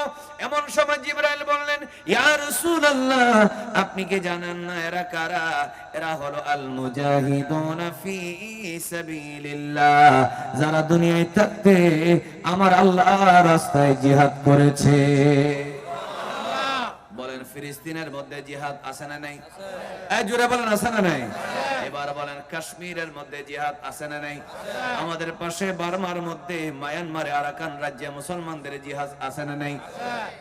প্রতিদিন মুসলমানের রক্তে রঞ্জিত হয় কাশ্মীর, প্রতিদিন বার্মার জমিন মুসলমানের রক্তে রঞ্জিত হয়, প্রতিদিন ভারতের কোন না কোন জমিন মুসলমানের রক্তে রঞ্জিত হয়, প্রতিদিন ফিলিস্তিনের জমিন মুসলমানের রক্তে রঞ্জিত হয়। এরা তারপর ঈমান সারে, জোরে বলেন ঈমান সারে। এরা যদি একবার যদি বলতো আমরা সপ্তাহে একবার ইহুদিদের গির্জাগুলা দেখে আসব, একটু পরিদর্শন করে আসব, শুভেচ্ছা জানায় আসব, তাহলে তাদেরকে স্বর্ণের তালি দিয়ে খাবার দিত। আমার ভাইরা, এভাবে টন টন বিশাল বিশাল বোম সেখানে ফেলা হয়, বিশাল একটা দেশ জীবন্ত কবরস্থান হয়ে গেল। তারপরও তারা কোনোদিন ইহুদি খ্রিস্টানের সাথে আপোষ করে না, ঈমানের প্রশ্নে আপোষ করে না। আর আমরা সামান্য ভোটের জন্য মন্দিরে 10 হাতের মূর্তির সামনে গিয়ে ভিক্ষা, এটাই বলা হয় মুনাফিকের আলামত। একটু জোরে জোরে বলেন ঠিক কিনা, আরো জোরে বলেন ঠিক কিনা। ফিলিস্তিনের মুসলমানরা যদি বলতো তোমরা আমাদেরকে মারিও না, আমরা সপ্তাহে একদিন তোমাদের গির্জাগুলো দেখে আসবো, এরা বলতো বাহ চমৎকার, তাদেরকে মারাটা দূরের কথা, মাথায় তুলে রাখতো। ঠিক কিনা বলে না? কাশ্মীরের মুসলমানরা যদি বলতো সপ্তাহে একবার মাসে একবার তোমাদের মন্দিরে আমরা দেখতে যাব, পরিদর্শন করে আসবো, তোমাদেরকে সাহায্য সহযোগিতা করবো, শুভেচ্ছা জানাবো, ফুলের মালা দেবো, এরা বলবো বাহ এরকম মুসলমান হতে চায়। মাথার গলার মধ্যে সবাইকে স্বর্ণের চেইন বানায় বানায় দিত। এরা ঈমানের প্রশ্নে আপোষ করে না, মরে যায়, প্রতিদিন মারা যায় হাজারে হাজারে লাখে লাখে। আপনি ড্রোন ক্যামেরা দিয়ে দেখলে, স্যাটেলাইট ক্যামেরা থেকে দেখে জীবন্ত কবরস্থান হয়ে গেছে। তারপর ফিলিস্তিনে মুসলমানরা ঈমানের প্রশ্নে আপোষ করে নাই। ঠিক কিনা বলে না? এদের এক মার 4-5 ছেলে একসাথে মারা গেল, তারপর বলছে আল্লাহু আকবার, তারপরে বলতেছে আল্লাহু আকবার, তারপরে বলতেছে কি আল্লাহু আকবার, বলে না? তারপর কি বলতেছে? আর সামান্য মিয়া কলা ভাতার জন্য পাবি কি পাবি না ঠিক নাই, বুট দেয় কি দেয় না ঠিক নাই, এগুলো যে সিটিং জাতি, এগুলার জন্য সামান্য কলা ভাতার জন্য মন্দিরে গিয়ে ভিক্ষা দিন যেভাবে নিচ্ছ, জোরে বলেন হাসরের মাঠে আমার নবীর সামনে জবাব দেওয়া যাবে? আপনারা রাগ করতেছেন? সত্য আমি বলতাম না, এগুলো বলতে বাধ্য হচ্ছে, কারণ আপনারা আমাদের মাজার গুলাতে হামলা করেছেন। তো মাজারে শিরিক হয়, মন্দিরে কি আল্লাহর ইবাদত হয়? কথা বল না কেন? মন্দিরে কি আল্লাহর ইবাদত হয়? মাজারে বলে শিরিক হয়। মাজারে কি শিরিক হয়নি নাকি জিয়ারত? বলে মাজারে কি হয়? ওরস হয়, ফাতিহা হয়। হ্যাঁ, কাজে কর্মের মধ্যে তোমার সাথে ওদের নাও মিলতে পারে। তোমরা কোনো কিছু ছাড়া নাচ পড়ো, গজল পড়ো, এরা হয়তো হারমোনি দিয়ে পড়ে, এই বেশ কবে এতটুকু। যদি কোরআন হাদিসে তোমার সাথে সংঘর্ষ হয়, বাহাসের ডাক দাও, ডিবেটের ডাক দাও, জাতীয় টেলিভিশনে হোক, পল্টন ময়দানে হোক, বাইতুল মুকাররম মসজিদে হোক, ডিবেট হোক, দেখি কে জিতে। আমি নিজেও বাদ্যযন্ত্র দিয়ে নাচ পড়ার পক্ষে নয়, কিন্তু কাওয়ালি হয় বলে তুমি মাজার ভেঙে দিবা, আওয়াজ করে বলেন এর চাইতে বড় বেয়াদবি পৃথিবীর জমিনে আর হতে পারে? আপনি মসজিদের মধ্যে কেউ যদি নাচানাচি করে, আপনি তাকে বের করে দেবেন, মসজিদকে আপনাকে ঠিক রাখতে হবে। ঠিক কিনা বলেন? যে আল্লাহর ওলিরা এই জগতে, এই দেশে, চট্টগ্রামে, সিলেটে, হিন্দুস্তানে, আজমিরে, যে আল্লাহর ওলিরা না আসলে সবগুলা হিন্দু বৌদ্ধ চাকমা থাকতো, সে আল্লাহর ওলিদের মাজারে হামলা করে। আওয়াজ করে বলেন হিন্দুদের পায়ের কাছে গিয়ে বুট ভিক্ষা চাইলে এই দেশে ইসলাম কায়েম করা যাবে না। ওই ইসলাম আপনি কায়েম করতে পারবেন। এটা আসল ইসলাম না। তো আসল ইসলামের সাথে শিরিকের কোনো সম্পর্ক নাই। একটু সবাই জোরে বলতে হবে ক্ষমতা দেওয়ার মালিককে। বাড়ি যে বললে হবে সবাই জোরে বলা ক্ষমতা দেওয়ার মালিককে।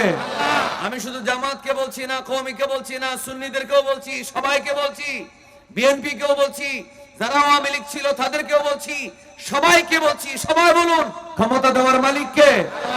ক্ষমতার জন্য ইন্ডিয়ার দালালি যেমন করা যাবে না, ঠিক তেমনি ভাবে ইহুদি খ্রিস্টান মার্কিনীদের আওয়াজ করে বলেন দালালি করার কোনো দরকার? মরে যাব, জান দেব, তারপরে ঈমান দেওয়া যাবে না। এটা কারবালার শিক্ষা, এটার নাম জিহাদ। একটু মহব্বতে বলবেন না সুবহানাল্লাহ? জান দেবেন, ঈমান দেওয়া যাবে না। বলেন না কেন ঈমান দেওয়া?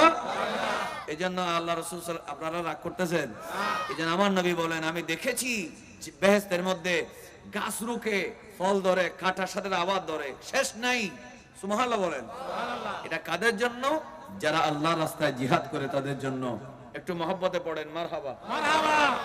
জিহাদ এখনো আছে না নাই? মনে রাখবেন জিহাদ হচ্ছে জানাজার নামাজের মতো। কথা বুঝেন নাই? জিহাদ কিসের মতো? যদি জানাজা নামাজ 2-4-5 জন 100 জনে পড়ে তাহলে সবার পক্ষ থেকে আদায় হয়ে যায়। যদি কেউ না পড়ে সবাই গুনাহগার। ফিলিস্তিনের জন্য জিহাদ করা সবার জন্য ফরজ, যেহেতু ফিলিস্তিনের মানুষরা ইসরায়েলের বিরুদ্ধে জিহাদ করে পারতেছে না, আশেপাশে মিশর, সৌদি আরব আছে না নেই? কিরে কথা বলেন এখন আপনারা? আশেপাশে মুসলমান দেশ নেই, এরা যেহেতু পালন করতেছে না, এখন আমরা যারা বাংলাদেশ পাকিস্তান আছি আমাদের জন্য ফরজ, ঠিক কিনা বলেন? এটা হচ্ছে জানাজার মতো। যদি কোথাও যদি কোন একটা মানুষ জানাজা ছাড়া দাফন হয়ে যায়, মুসলমান যেখানে আছে লাশ না পাইলে সেখানে দাঁড়িয়ে জানাজা পড়তে পারবে, যদি তার জানাজা না হয়। বলে না যদি তার জানাজা, তাহলে যেখানে মুসলমান আছে সেখান থেকে লাশ না পাইলেও জানাজা পড়ে ফেলবে। কিন্তু একবার জানাজা হলে দ্বিতীয়বার জানাজা পড়ার কোন দরকার? ঠিক তেমনি যদি কোন একটা অঞ্চল কাফের দ্বারা আক্রান্ত হয়, তখন তারা যদি সক্ষম হয় তারা কাফেরের বিরুদ্ধে জিহাদ করবে, তারা যদি না করে পাশের লোকেরা করবে, তারা যদি না করে এরপর লোকেরা করবে, কেউ যদি না করে সারা পৃথিবীর সব মুসলমানকে ইহুদি খ্রিস্টানের বিরুদ্ধে জিহাদ করতে হবে। এটা আলিম ক্লাসে কিতাবুল জিহাদে আলিমের শরহে বেকায়া আমি কিছুদিন আগে ক্লাসে পড়াইলাম। জিহাদ বর্তমানে সারা পৃথিবীর প্রত্যেকটা মুসলমান বালে পুরুষের উপরে ফরজ। আল্লাহ আমাদের ফরজটা আদায় করার তৌফিক দেন, আমিন। আরো জোরে বলেন আমিন। আপনি আমি জিহাদ করতে পারতেছি না, ঠিক, এজন্য আল্লাহর কাছে মাফ চাইতে হবে, ক্ষমা চাইতে হবে। আল্লাহ আমি পারতেছি না, আমি বউ বাচ্চা বেশি মহব্বত করি, আমি জিহাদে গেলে এরা বাঁচবে কিভাবে? কিন্তু আপনি এই ফরজটা অবশ্যই সবার কাঁধে আছে। কথা বলেন না কেন? আছে না নাই? এই জন্য আল্লাহ পাক আমাদেরকে জিহাদ করার, শাহাদাত বরণ করার তৌফিক দেন, আমিন। এত আস্তে বললে হবে, আরো জোরে বলেন আমিন। ইমাম হোসেন রাদিয়াল্লাহু তাআলাকে বলা হয়েছিল, তখ্ত তাউস যদি চাও স্বর্ণের সেটা দেব, ঘরে বসে বসে শুধু আমার জন্য দোয়া করবা। ইমাম হোসেন বলে, তোর মতো লম্পট, জেনাখোর, সুদখোর, এজিদ, তোকে আমি তখ্ত তাউসে দেখতে চাই না। তোর বিরুদ্ধে জিহাদ করা আমার জন্য ফরজ। একটু জোরে বলেন সুবহানাল্লাহ। ওদিকে ছিল 22,000 আর ইমাম হোসেনের সাথে ছিল মাত্র 80 জন, 82 জন। সুবহানাল্লাহ বলেন না? সেই ইমাম হোসেন 82 জন কেন শহীদ হয়েছে বলেন? কেন? কথা বলেন না কেন? এজিদের বিরুদ্ধে। এজিদ কে কাফের ছিল নাকি মুসলমান? মুসলমান তো। আরে মুসলমানের ছেলে তো, ইহুদি খ্রিস্টান না, মুসলমানের ছেলে কিনা? মুসলমান তো, কিন্তু মুসলমান হলেও যখন আওলাদ রসুলের বিরুদ্ধে যুদ্ধ করছে কাফের। জোরে বলেন না, ঠিক না? আওলাদ রসুলের গলায় ছুরি চালানোর পরে কোন মানুষ আর নিজেকে মুসলমান দাবি করার কোন সুযোগ নাই। শব্দ জোরে বলে না? বলেন, আওলাদ রসুলকে যারা হত্যা করে, তীরের আগায় গলা নিয়ে মাথা নিয়ে হেঁটেছে, মিছিল করেছে, মুসলমানের ছেলে হলেও 5 ওয়াক্ত নামাজ জামাতের সাথে পড়লেও এই 22,000 মুসলমানের বাচ্চা হাসরের মাঠে আমার নবীর সামনে মুসলমান হিসেবে মাথা তুলে দাঁড়াতে পারবে? আল্লাহ পাক আমাদেরকে বুঝার তৌফিক দেন, আমিন বলেন। সেজন্য মুনাফিকও আমাদের চিনতে হবে। বলেন, মুনাফিকও চিনতে হবে। মনোযোগ। তো রাসূল করিম সাল্লাল্লাহু আলাইহি ওয়াসাল্লাম কি রাগ করতেছেন নাকি? আমার নবী বলেন, আমি মুজাহিদদেরকে এই নিয়ামত পেতে দেখেছি। এরপরে আমার নবীজি সাল্লাল্লাহু আলাইহি ওয়াসাল্লাম বলেন, আমি দেখলাম, এবার বেহেশতের কথাটা শেষ, দুজকের কথাগুলো বলি। কি বলবো? হ্যাঁ বলেন। 12:30 বাজে শেষ করে দিব না? কিন্তু নাই আর নহর তো এখন নহর বেকুনি কি শেষ করে দেব? বিরিয়ানির জন্য মায়া লাগতেছে? আল্লাহ সবাইকে তাড়াতাড়ি বিরিয়ানির, সবার হাতে বিরিয়ানি পৌঁছায় দেওয়ার আল্লাহ তৌফিক দেন, আমিন। মাহফিল কমিটিকে আল্লাহ তৌফিক দেন, আমিন বলেন না? আচ্ছা, শেষ করে দেব, ঠিক, কিন্তু যে কথাটা বলতে চাচ্ছিলাম সেটা আগে বলে ফেলবো। বলেন ইনশাআল্লাহ? আরো জোরে বলেন ইনশাআল্লাহ। আচ্ছা, খুব দ্রুত আল্লাহ রাসূল একটা কওমের পাশ দিয়ে গেলেন, দেখলেন বিশাল বিশাল পাথর দিয়ে ওই জাহান্নামীদেরকে মাথার মধ্যে বাড়ি দেওয়া হচ্ছে। কি দিয়ে? পাথর দিয়ে। মাথাগুলা ভেঙ্গে চুরমার হয়ে যাচ্ছে, 1 সেকেন্ডের ভিতরে আবার মাথা ভালো হয়ে যাচ্ছে, আবার বাড়ি দেওয়া হচ্ছে, আবার মাথা ভেঙে যাচ্ছে, কিন্তু মত নাই। মনে রাখবেন, বেহেশতের মধ্যেও মত নাই, দুজকের মধ্যেও। কথা বুঝে না কেন? এদিকে দেখো ছেলেরা সবাই, বেহেশতের মধ্যে কোনো মত বলে না কেন? বেহেশতের মধ্যে কোনো মৃত্যু, দুজকের মধ্যে কোনো মৃত্যু নাই। তো এই জন্য আবার সাথে সাথে মাথা ভালো হয়ে যায়, আবার ভাঙে, আবার ব্যথা আছে না নাই? কষ্ট আছে তো? জাহান্নামের মধ্যে কষ্ট নাই? রাসূল করিম সাল্লাল্লাহু আলাইহি ওয়াসাল্লাম বলেন, ও জিবরাইল এরা কারা? বলে, ইয়া রাসূলুল্লাহ, আল্লাযীনা তাসাকালাত আলাইহিমুস সালাত, যারা নামাজকে বোঝা মনে করত, যারা 5 ওয়াক্ত নামাজ পড়তো না, তাদের মাথার মধ্যে এইভাবে বাড়ি দেওয়া হয়, মাথা ভেঙে যায়, আবার সাথে সাথে জোড়া লেগে যায়, আবারও মাথা ভেঙে দেওয়া হয়। একটু জোরে কি নাউজুবিল্লাহ বলা যাবে না? আরো জোরে বলেন না নাউজুবিল্লাহ। এরপরে আমার নবীজি সাল্লাল্লাহু আলাইহি ওয়াসাল্লাম আরো কতটুকু গেলেন, যাওয়ার পরে দেখলেন কিছু মানুষ তারা জাহান্নামের মধ্যে কাটা বৃক্ষ আছে, কাটা ওয়ালা একটা বৃক্ষ আছে, ওই বৃক্ষের ফল কাটা ফলগুলা খাচ্ছে, এগুলাকে বলা হয় দরে জাকুম বলা হয়, ওই ফল খাচ্ছে। তাদের সারা শরীরে কিছু নাই, শুধু সামনের দিকে একটা ছোট্ট কাপড়, পিছনের দিকে একটা কাপড়। এরা গরু ছাগলের মতো চড়তেছে আর কাটা বৃক্ষগুলা খাচ্ছে, জাহান্নামীদের রক্ত এবং পুঁজগুলা খাচ্ছে। আল্লাহর নবী বলেন, ও জিবরাইল এরা কারা? বলো। বলে ইয়া রাসূলুল্লাহ এরা হলো তারা যারা নিজেদের আমল, তাদের মাল সদকার যাকাত গুলো আদায় করে না। অনেক মানুষ এরকম আছে না নেই? কথা বলেন আছে না নেই? যারা মালের যাকাত আদায় করে না তাদেরকে শাস্তি দেওয়া হচ্ছে। এরপরে আমার নবী বলেন, আমি আর একটা কমের পাশ দিয়ে গেলাম, তাদের সামনে দুইটা বড় বড় ডেক্সি রাখা হলো। একটা ডেক্সির মধ্যে সুস্বাদু গোশত, আর একটা ডেক্সির মধ্যে একেবারে পায়খানার চেয়ে দুর্গন্ধ মাংস রাখা হলো। এরা ওই সুস্বাদু মাংসগুলা খাচ্ছে না, এরা পায়খানার চাইতে আরো দুর্গন্ধযুক্ত মাংসগুলা খাচ্ছে। আমি বললাম, ও জিবরাইল এরা কারা? এমন সময় জিবরাইল আমিন বললেন, ইয়া রাসূলুল্লাহ এরা হলো ওই সমস্ত মানুষ যাদের কাছে হালাল স্ত্রী ছিল, যাদের কাছে হালাল স্বামী ছিল। মহিলারা স্বামীর সাথে প্রতারণা করে অন্য জায়গায় সম্পর্ক করেছে, আর স্বামীরা স্ত্রীকে ঠকাইয়া অন্য নারীর সাথে পরকীয়ার সম্পর্ক করেছে। এদেরকে জাহান্নামের মধ্যে আল্লাহ তাআলা আবাদুল আবাদ এই শাস্তি দিতে থাকবে। একটু জোরে জোরে বলি নাউজুবিল্লাহ। আবার আরেকটা বলা হলো, শুধু তা না, শুধু যারা স্বামী স্ত্রী থাকার পরে জানা করতেছে শুধু তা না, বরং বিয়ে করার সামর্থ্য আছে কিন্তু বিয়ে না করে সে করতেছে জানা। নাউজুবিল্লাহ বলো না কেন? তাদেরকে শাস্তি আবার বলা হচ্ছে। শুধু তা না, অনেক মানুষ আছে হালাল হারাম বাস বিচার করেন, এরকম নাই? কথা বলো না কেন? হালাল খায় না হারাম খায়, এরকম নাই? এরকম অনেক মানুষ আছে। মনে রাখবেন, বাংলাদেশের মধ্যে অনেক মানুষ ব্যাংকের মধ্যে টাকা রাখে না? আপনি ঘরের মধ্যে যদি 1 কোটি 2 কোটি টাকা রাখেন, টাকার কারণে তো আপনি মারা যাবেন। কথা বলেন না কেন? টাকার কারণে মারা যাবেন না, আপনাকে ব্যাংকে টাকা রাখতে হবে। আপনি যখন ব্যাংকে আমানত রাখবেন একটা প্রফিট আসবে, এটাকে ইসলামী ব্যাংকে বলা হয় মুনাফা, আর জেনারেল ব্যাংকে বলা হয় কি? সুদ। যারা সত্যিকার নেককার মানুষ এরা সেই সুদের টাকাটা হাত দেয় না। এটা নিয়ে যেহেতু সরকারে দিয়ে দিছে, গরিব দুঃখী মানুষকে সোয়াবের আশা ছাড়া দিয়ে দেয়। এরকম অনেক মানুষ আছে না নাই? সব মানুষ কি একরকম না? হরোয়া ব্যাগ মানুষ এক হইলে না? সুদ কি সবাই খায় নাকি? খায় না।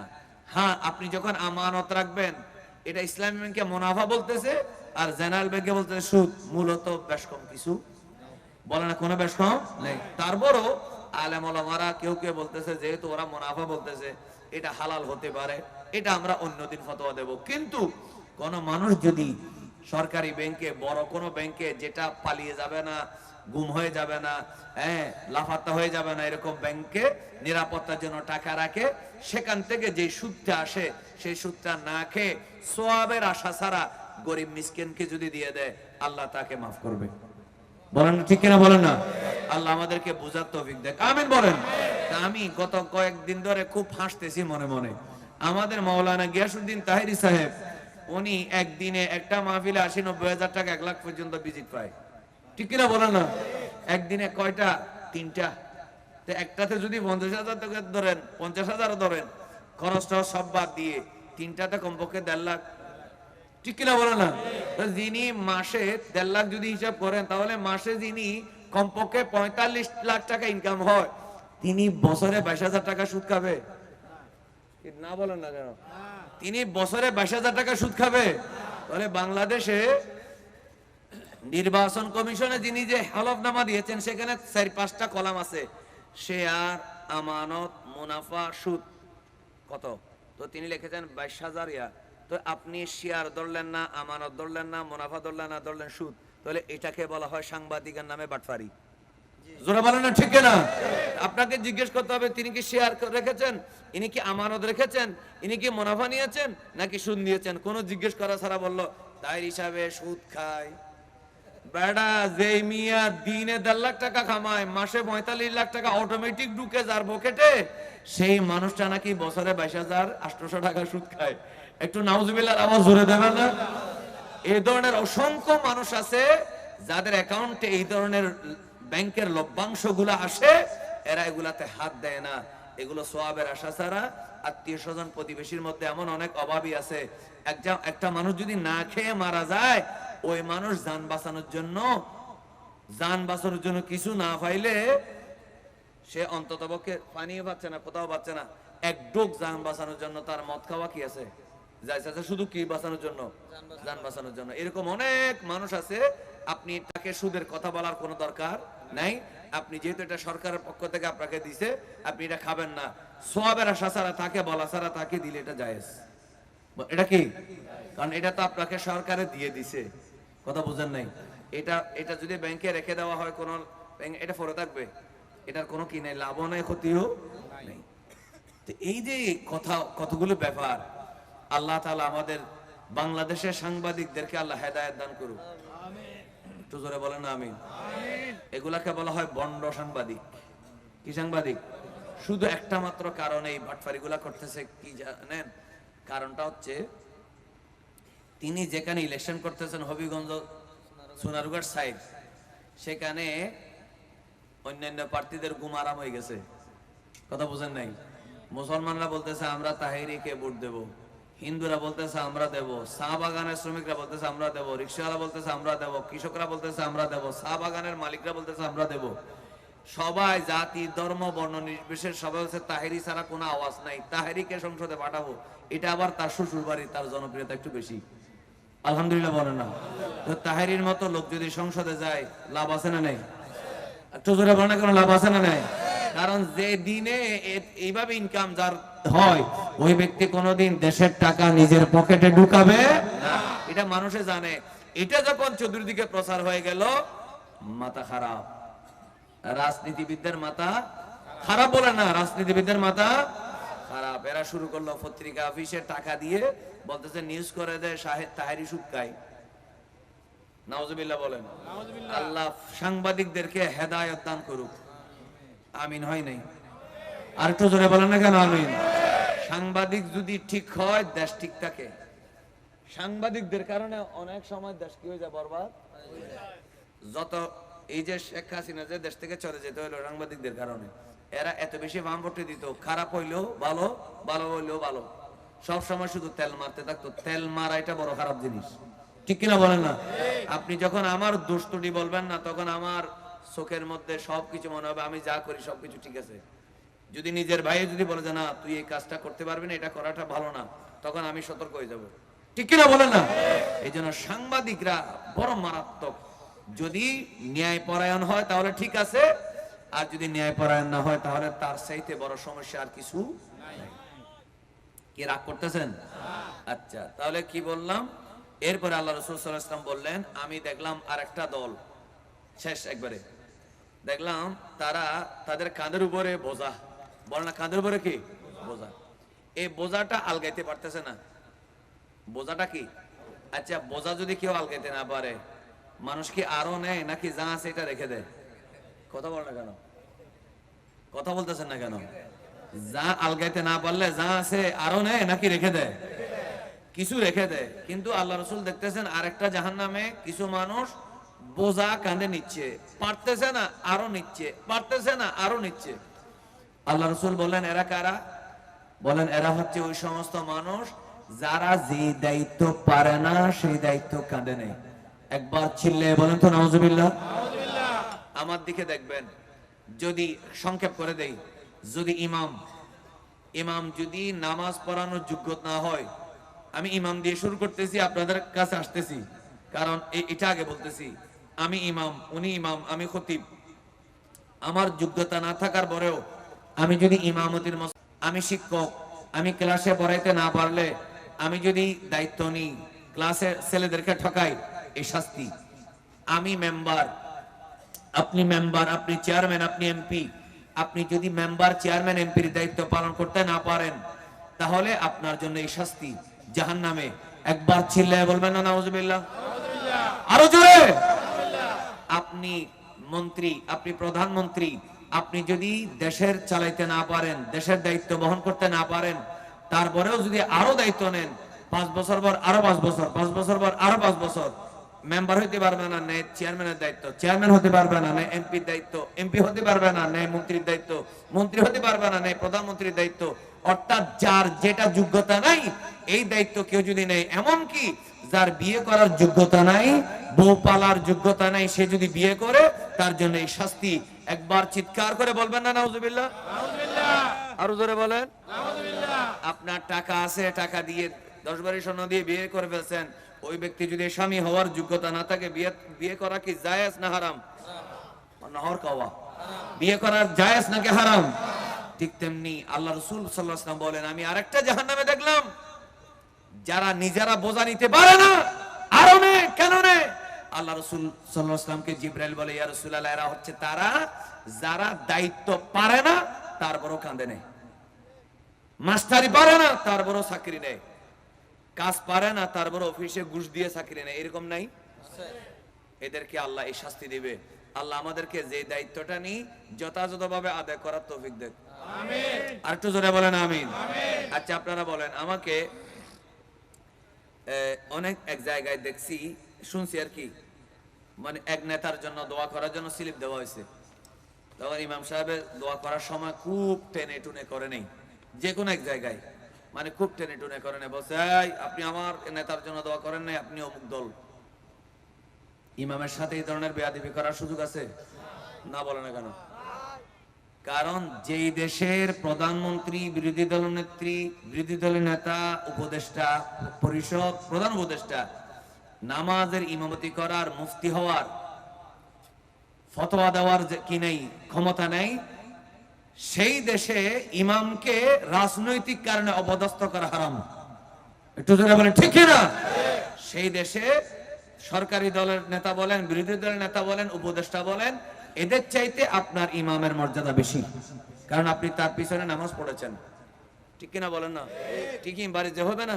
একটু জোরে বলেন না ঠিক না?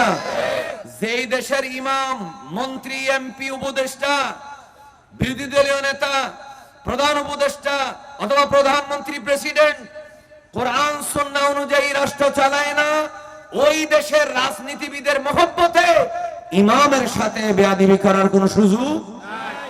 আওয়াজ করে বলেন না, কোন সুযোগ নাই। বরং তার চাইতে আপনার মসজিদের খতিব আর ইমামের মর্যাদা বেশি। জোরে বলেন, তার মর্যাদা কি? কেন? এক নম্বর, আপনি তার পিছনে ইক্তাদিতু বিহাযাল ইমাম বলেছেন। দ্বিতীয় কারণ হচ্ছে তিনি আপনার শিক্ষক। একদিন জুমাতে 40 মিনিট যিনি আপনাকে কোরআন হাদিসের বয়ান করেছেন, অবশ্যই তিনি আপনার শিক্ষক। জোরে বলেন, ইমামের সাথে বেয়াদবি করার কোনো সুযোগ নাই। সামনে ইলেকশন আসতেছে, আমি এলাকার অবস্থা জানি না, সব জায়গায় আমি এই এক লাইন দুই লাইন, এই এখন যে বললাম 2 লাইন কথা, এটা সব জায়গায় বলতেছি এখন। কারণ ইলেকশন টাইমে দেখা যাবে এই দলে বলবে যে আমার নেতার জন্য দোয়া করেন, এই দলে বলবে আমার নেতার জন্য। ইমাম সাহেব দোয়া করতে হতে অরান হয়ে যায়, বলছে ওই দলের নেতার জন্য করছে 1 মিনিট, আমার দলের নেতার জন্য করছে 58 সেকেন্ড, 2 সেকেন্ড কম। কথা বুঝেন না মনে হয়? কয় সেকেন্ড কম? এই দল ওই লোকের টাকা খাইছে। নাউজুবিল্লাহ, ডর করে হন না, এগুলো সমস্যা শুরু হবে কিছুদিনের মধ্যে। এগুলো সমস্যা কি হবে? শুরু হবে আমাদের দেশে। ইমাম মুয়াজ্জিনের সাথে জোরে বলেন বেয়াদবি করার কোন সুযোগ নাই। গরিবে না হলো, গরিব বলে না করা যাবে। আচ্ছা, শেষের দিকে আল্লাহ রাসূল সাল্লাল্লাহু আলাইহি ওয়াসাল্লাম বললেন, আমি দেখলাম আবার কিছু মানুষকে লোহার কেসি দিয়ে জিহ্বা কাটা হচ্ছে। আমি জিজ্ঞেস করলাম, এরা কারা? বলে এরা হচ্ছে খুতাবাউল ফিতনা, যারা ভাইরাল হওয়ার জন্য ওয়াজ করে। আছে না নাই?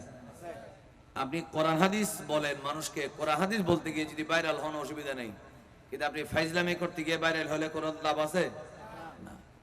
অনেক মানুষ আছে শবে বরাত আসলে বলে যে শবে বরাত বেদাত, মিলাদুন নবীর মাস আসলে বলে যে মিলাদুন নবী বেদাত, রমজান মাস আসলে বলে যে 20 রাকাত তারাবি বেদাত। আছে না নেই? কেন বলে?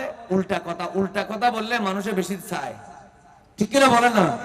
মানুষ কাপড় চোপড় পরা মানুষ কম চায়, সোশ্যাল মিডিয়ায় কাপড় কম পরলে বেশি চায়, পাগল ছাগলকে বেশি চায়, ডিলে মদস্টিককে মানুষের বেশি ভিউ, বেশি লাইক, বেশি কমেন্ট। এই ডিলে মদস্টিক হয়ে আপনার ভিউ বাড়ানোর জন্য, পরিচিত হওয়ার জন্য, মানুষের কাছে লাইক কমেন্ট পাওয়ার জন্য কিছু মোল্লা মৌলবী আছে, শাবান মাস এই আগামী মাস আসলেই এভাবে লাইভের মধ্যে চলে যাবে, গিয়ে বলবে শবে বরাত বেদাত। একবার চিল্লায় বলেন নাউজুবিল্লাহ। আমি কর্ণফুলীর ভাইদের কাছে জিজ্ঞেস করি, মুরব্বী যারা আছেন তারা বলেন, আজকের থেকে 20 বছর আগে আপনাদেরকে কেউ বলছে শবে বরাত বেদাত? বলে না, কেউ বলছে? এখানে 3 জন মুরব্বী আছে, 1 জন 2 জন 3 জন, আপনাদের বয়স 50-60 উপরে হবে, 70 হবে। আপনারা বলেন 20-30 বছর আগে আপনারা শবে বরাত বেদাত এটা কোনদিন শুনছেন? বলেন না, শুনছেন? শুনেন নাই। এবার বলেন তারাবির নামাজ 8 রাকাত কোনদিন শুনছেন? বাফের জন্য শুনছেন? তাহলে বোঝা গেল 8 রাকাত তারাবি এটা নতুন। বলেন 8 রাকাত তারাবি এটা কি? আর শবে বরাত বেদাত এই ফতোয়া নতুন। শবে বরাত সুন্নাত এটা হচ্ছে পুরান, বেদাত বলাটা নতুন। 8 রাকাত তারাবি নতুন, 20 রাকাত তারাবি হচ্ছে 1500 বছর আগে সুন্নাত। একটু মহব্বতে বলবেন না সুবহানাল্লাহ?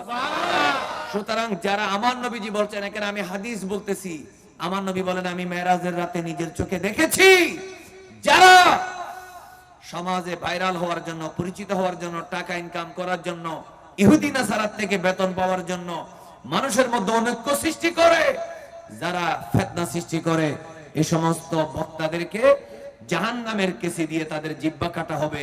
একবার জোরে বলবেন না নাউজুবিল্লাহ? আল্লাহ আমাদের সবাইকে এই ধরনের যারা উল্টা ফতোয়া দেয় প্রতি মাসে, আল্লাহ তাদের হাত থেকে আমাদের ঈমানকে, আকীদাকে আল্লাহ হেফাজত করুক। সবাই একবার জোরে বলেন আমিন। এরকম অনেক কথা আছে, সব কথা একদিনে বলে ফেললে আপনারা বিরক্ত হয়ে যাবেন আমি জানি। অলরেডি 12:48, মোনাজাত করতে করতে 1টা বেজে যাবে। আমরা যে কথাগুলো বলেছি এগুলো আমাদের মনে রাখার দরকার আছে না নাই? আল্লাহ রাসূল বলেছেন, আমি দেখলাম আরেক জাতি তারা নিজের গোশত নিজে কামড়াচ্ছে। আমি বললাম এরা কারা? জিবরাইল আলাইহিস সালাম বলেন এরা হচ্ছে যারা গীবত করে, মরা ভাইয়ের গোশত খায়। নাউজুবিল্লাহ বলেন। আরেক জাতি আমি দেখলাম মহিলারা তাদেরকে এইভাবে স্তনের সাথে লোহার কি দিয়ে বর্ষি দিয়ে, জাহান্নামের গরম বর্ষি দিয়ে লটকে রাখা হয়েছে। এরা কারা? বলে এরা হচ্ছে নারীদের মধ্যে যারা জিনা ব্যভিচার করেছে। নাউজুবিল্লাহ জোরে বলেন। এর আগে তো পুরুষদের কথা বলেছি। এরপরে আরেকটা জাতি দেখলাম যাদের বিশাল বিশাল বুতুনহুমকাল বুয়ুত, বড় বড় ঘরের মতো তাদের পেট। আমি দেখলাম তাদের পেটের ভিতরে সাপে কিলবিল করতেছে। এরা সোজা হয়ে দাঁড়াতে পারে না, দাঁড়াইলে আবার পড়ে যায়, পেটের ভিতরে সবগুলা সাপ। আমি বললাম এরা কারা? তখন জিবরাইল বলেন এরা হচ্ছে আকালাতুর রিবা, এরা হচ্ছে সুদখোর। একটু জোরে বলেন নাউজুবিল্লাহ। বলেন আমরা সুদ খাওয়ার কোন সুযোগ? বলেন সুদ কি হালাল না হারাম? আল্লাহ তাআলা বলেন ইয়া আইয়ুহাল্লাযীনা আমানুত্তাকুল্লাহ ওয়া যারু মা বাকিয়া মিনার রিবা ইন কুনতুম মুমিনিন। একটু জোরে বলেন আল্লাহু আকবার। ফাইন লাম তাফআলু, যদি সুদ খাওয়া বাদ না দাও, ফাআযানু বিহারবিন মিনাল্লাহি ওয়া রাসূলিহি, আল্লাহ এবং রাসূলের বিরুদ্ধে যুদ্ধ করার জন্য রেডি হও। ও এই কর্ণফুলীর মানুষ আওয়াজ করে বলেন আল্লাহ এবং রাসূলের বিরুদ্ধে যুদ্ধ করার ক্ষমতা কি কারো আছে? যদি না থাকে তাহলে অবশ্যই সুদ খাওয়ার কোন সুযোগ বলে না কেন, কোন সুযোগ নাই। আল্লাহ স্পষ্ট ভাষায় বলেছেন ফাইন লাম তাফআলু, সুদ খাওয়া যদি বাদ না দাও, ফাআযানু বিহারবিন মিনাল্লাহি ওয়া রাসূলিহি, আল্লাহ এবং রাসূলের বিরুদ্ধে যুদ্ধ করার জন্য রেডি হও। আল্লাহ পাক আমাদেরকে সুদ থেকে, মাদক থেকে, আমার নবী মদখোরের শাস্তি দেখেছেন, আমার নবী জিনাখোরের শাস্তি দেখে এসেছেন, রাসূল করিম সাল্লাল্লাহু আলাইহি ওয়াসাল্লাম জুয়া যারা খেলে তাদের শাস্তি দেখে এসেছেন। আওয়াজ করে বলেন অনলাইন হোক অফলাইন হোক কোনোভাবেই মুসলমানের ছেলে জুয়া খেলতে পারে না। আওয়াজ করে বলেন না জুয়া খেলতে পারে, কারণ কোরআনে স্পষ্ট আয়াত ইয়া আইয়ুহাল্লাযীনা আমানু ইন্নামাল খামরু ওয়াল মাইসিরু ওয়াল আনসাবু ওয়াল আনসাবু ওয়াল আজলাম রিজসুম মিন আমালি শাইতানি ফাজতানিবুহু। একটু মহব্বতের আওয়াজে বলেন না সুবহানাল্লাহ। আল্লাহ বলেন হে ঈমানদারগণ, নিশ্চয় মদ এবং জুয়া এবং প্রতিমা বানিয়ে পূজা করা, স্ট্যাচু পূজা করা, এবং শুধু তা না তীর নিক্ষেপ করে ভাগ্য নির্ধারণ করা, এগুলা রিজসুন, এগুলা নাপাক, মিন আমালি শাইতান, শয়তানের কাজ, ফাজতানিবুহু, এগুলা থেকে বেঁচে থাকো। একটু জোরে বলেন সুবহানাল্লাহ।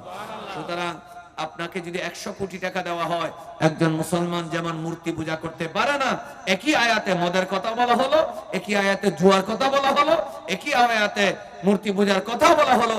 আওয়াজ করে বলেন কোন মুসলমান মদ, জুয়া, মূর্তি পূজা এই তিনটা এবং ভাগ্য নির্ধারণ করার জন্য তীর নিক্ষেপ করা, আওয়াজ করে বলেন কখনো করতে পারে না। আল্লাহ আমাদের সবাইকে এগুলার থেকে হেফাজত করুক। আল্লাহ আমাদের মা বোনদেরকে পর্দা করার তৌফিক দেখ, আমাদের ভাইদেরকে মা বাবা যতদিন আছে খেদমত করার তৌফিক দেখ। আর একটু জোরে বলেন আমিন।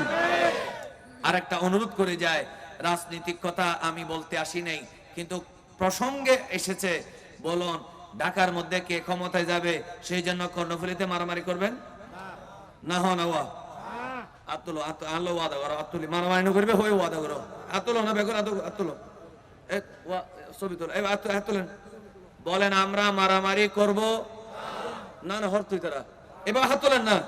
আমরা মারামারি করব, আমরা নিজের ভাইয়ের গলায় নিজে চুরি চালাবো, আমরা কারো গায়ে আঘাত করব, আমরা ঢাকার মধ্যে সংসদে কারো ক্ষমতার জন্য নিজের ভাইদেরকে আমরা বলি দিব, আমরা কাউকে মারবো না মরবো না। দুইটা কথা, আমরা কাউকে মারবো না, প্রথমে বলেন মারবো না, আমরা কাউকে, আমরা নিজেরা মরবো না। কিসের জন্য? ক্ষমতার জন্য। একটু জোরে বলেন আমিন, আরো জোরে বলেন আমিন।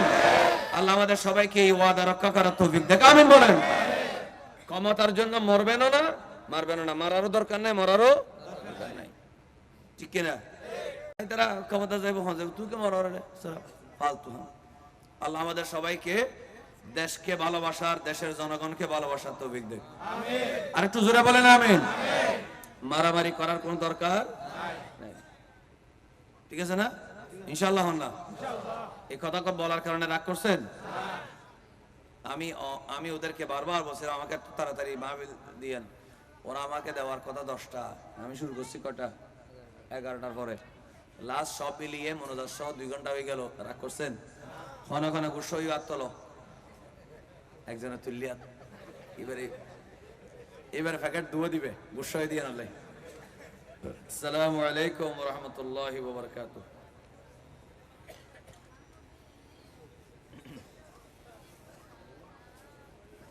या नबी सलाम अलैका, रसूल सलाम अलैका, या हबीब सलाम अलैका, सलावतुल्लाह या तले अता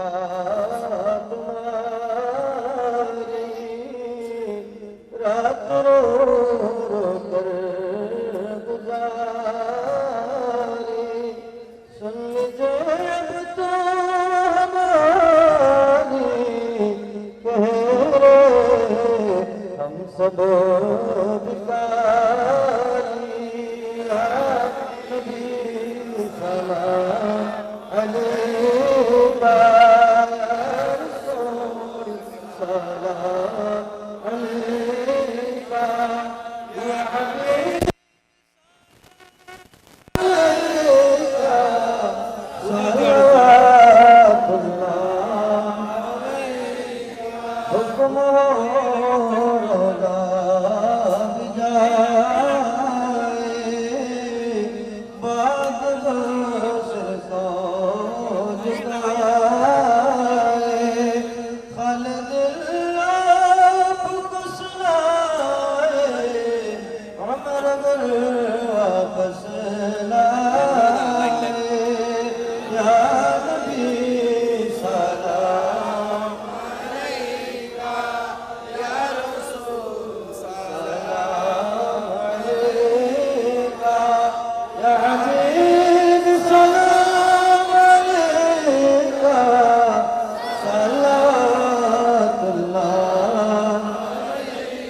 जिब्रील डाके बारे बार